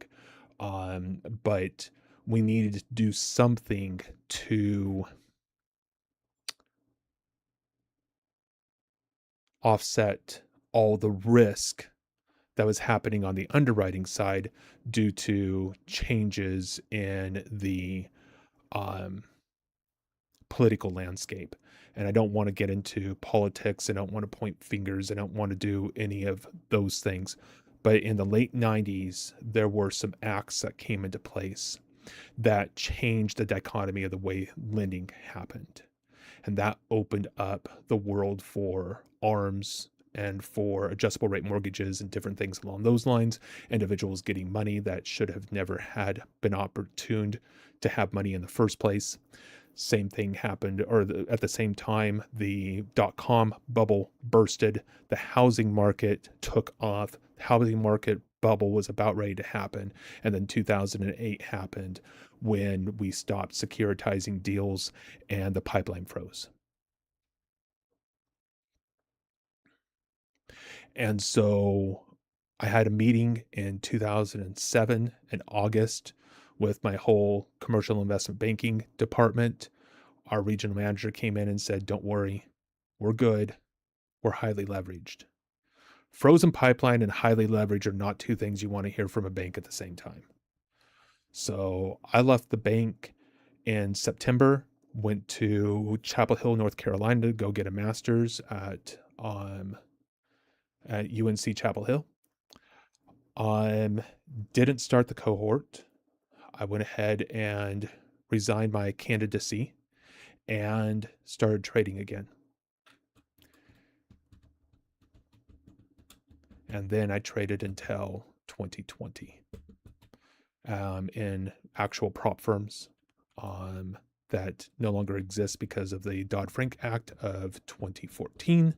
And then 2010, I moved directly into retail, and I wasn't ever planning on looking back.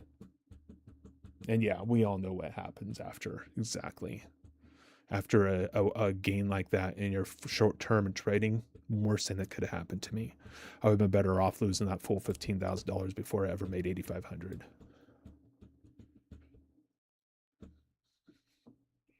So yeah, there's my trading story. And now it's just getting started again.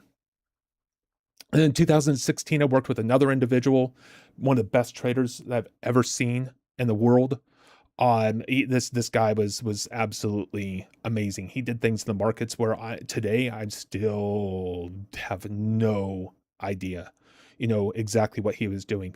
I mean, he would be scalping the ES, and he didn't trade the ES. He was a bond trader. He didn't trade the ES, and he was trading the ES because that was the market that I wanted to trade. He wanted to show me, how to trade the market. This guy, he would absolutely see this as rejection and not breaking these lows. He would be in here, down here, he'd be in 2 to 3 ticks off of this low and the ES and looking for 4 ticks. And this guy, he made like $2,000 in the matter of a half an hour, just trading like that back and forth the whole time. And I'm just sitting there speechless. I would know for a fact he would have been short here in this area. After breaking this high, he just would have been short. And he would have gotten 1 or 2 points out of it, and he'd be just fine.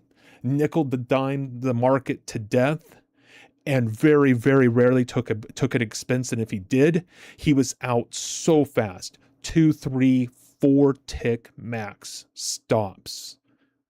And he was just in and out of the market. And he traded live in front of me. And it wasn't sim, it wasn't anything else. He was absolutely 100% live. Best trader I've ever seen.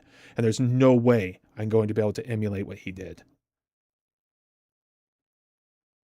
Amazing. Absolutely amazing. I hope to be a quarter of the trader that he was. Yeah. He's 30-year bonds. That was his market. He loved the slowness, and he just traded the 30-year bonds, and he just used order flow. That was it.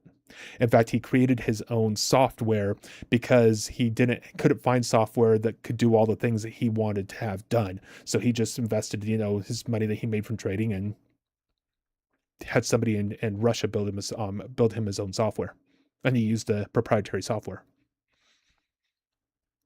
Amazing guy. Absolutely an amazing guy. Terry.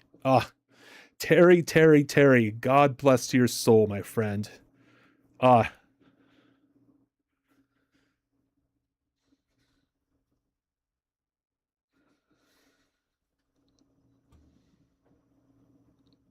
I'm still looking for this to go down to 557, 550. After trading this day, this replay, I can't tell you how or why I was down $4,500 trading today.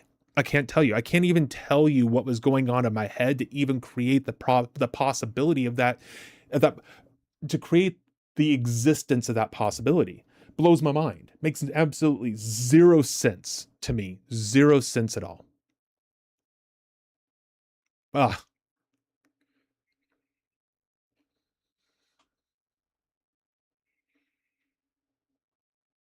But yeah, Kuma, I try to replicate what he does and what he did, and no, no, it's not happening.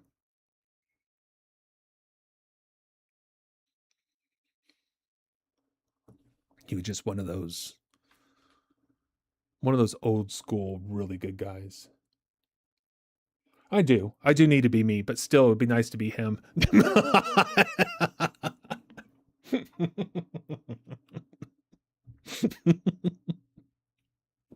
I completely say that tongue in cheek. Oh my god, that makes me laugh. Um, I would love to be able to emulate what he was able to do in the markets, because this man, I have no idea. I cannot read order flow like that. You know, there's individuals that read the time and sales and stuff, right? Um, I don't even do that well. It's like too much data and information coming at me at one time. I need a much more visual approach. And so he took a software and actually developed volume profiles in there so I could see the volume drying up or increasing or decreasing around or near lows or anything along those lines. And man, I tried to replicate what he did for about a month. I had opened up my own little trading account for $10,000, and I was like, you know what? I'm just going to go ahead and just focus on this and do this. I think I had like 110 trades, and I might have had one or two revenue positions. I mean, I literally couldn't do it at all.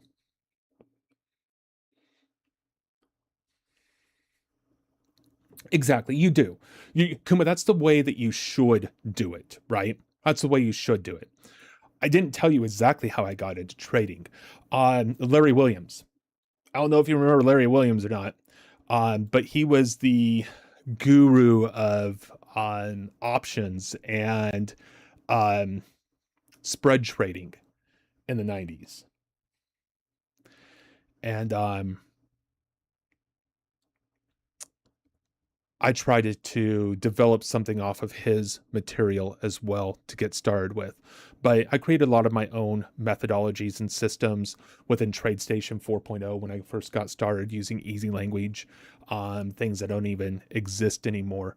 TradeStation used to run off of a security block plugged into your parallel port in your computer, and they opened it up the back of it to do another parallel port so that way you could get your data feed into your computer, because it would only come in through the coax cable box into a 24 pin into the printer peripheral on the back of your motherboard.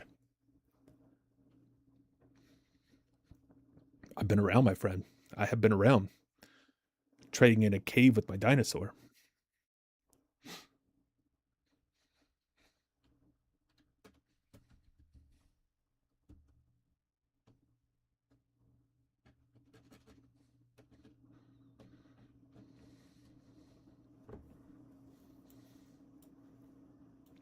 But yeah, Terry was absolutely amazing. All right, we're down here into the profit target area of the 57s. We've already hit the 550s. I'm short. I'm going to go ahead and put a limit order in here to exit one here. And I'm going to go ahead and move my stop and lock in. What am I up? 77,000, 7,100. I'll risk 1,000. So I'm either going to get out at 7,500 or out with 6,100. And why I picked those areas was because of these. We're coming into unfair lows, low volume, or the low volume area of the profile. And these are set to 80 and not 70, because I want to know where 80% of price is traded, not 70% of price.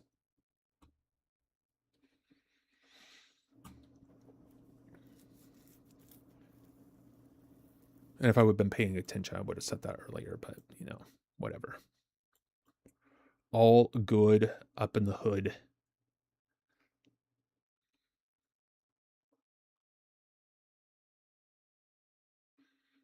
Yeah. How I was down $4,500 in today's session, I don't know. I'll tell you, what it was. I was all over the place in this market shift, and I was trying to call market direction rather than just waiting and trading what I saw. And looking at this, yeah, this is a good entry. Not a bad entry at all. But what I did when I traded this live today is not the same thing I just did.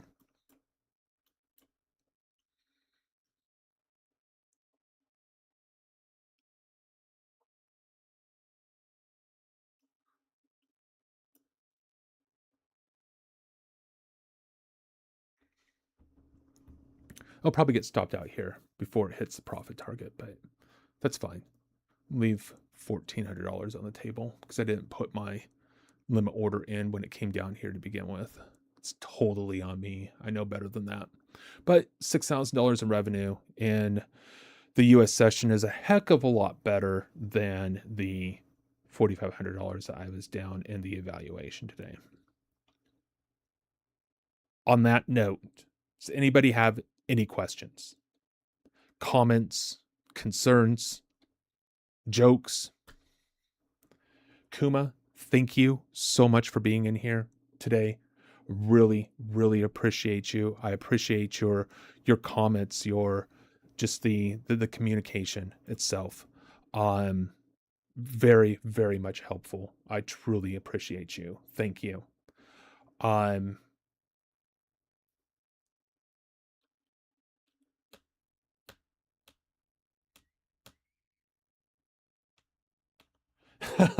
exactly, Kuma. That's exactly at 2:30 a.m. your time. Where are you located, my friend? Are you in Asia?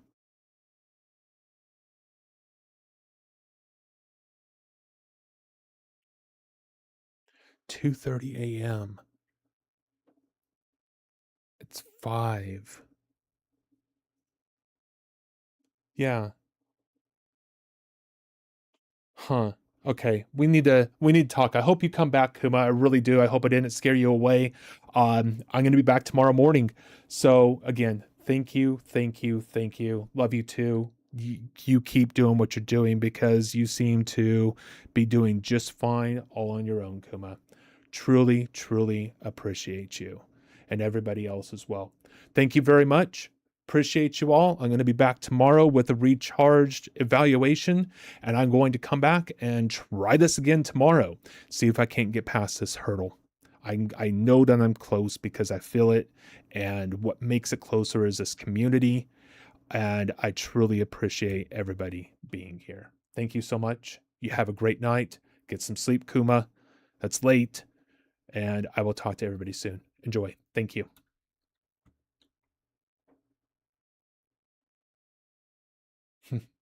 Thank you, Kuma. You as well. Sweet dreams. Enjoy.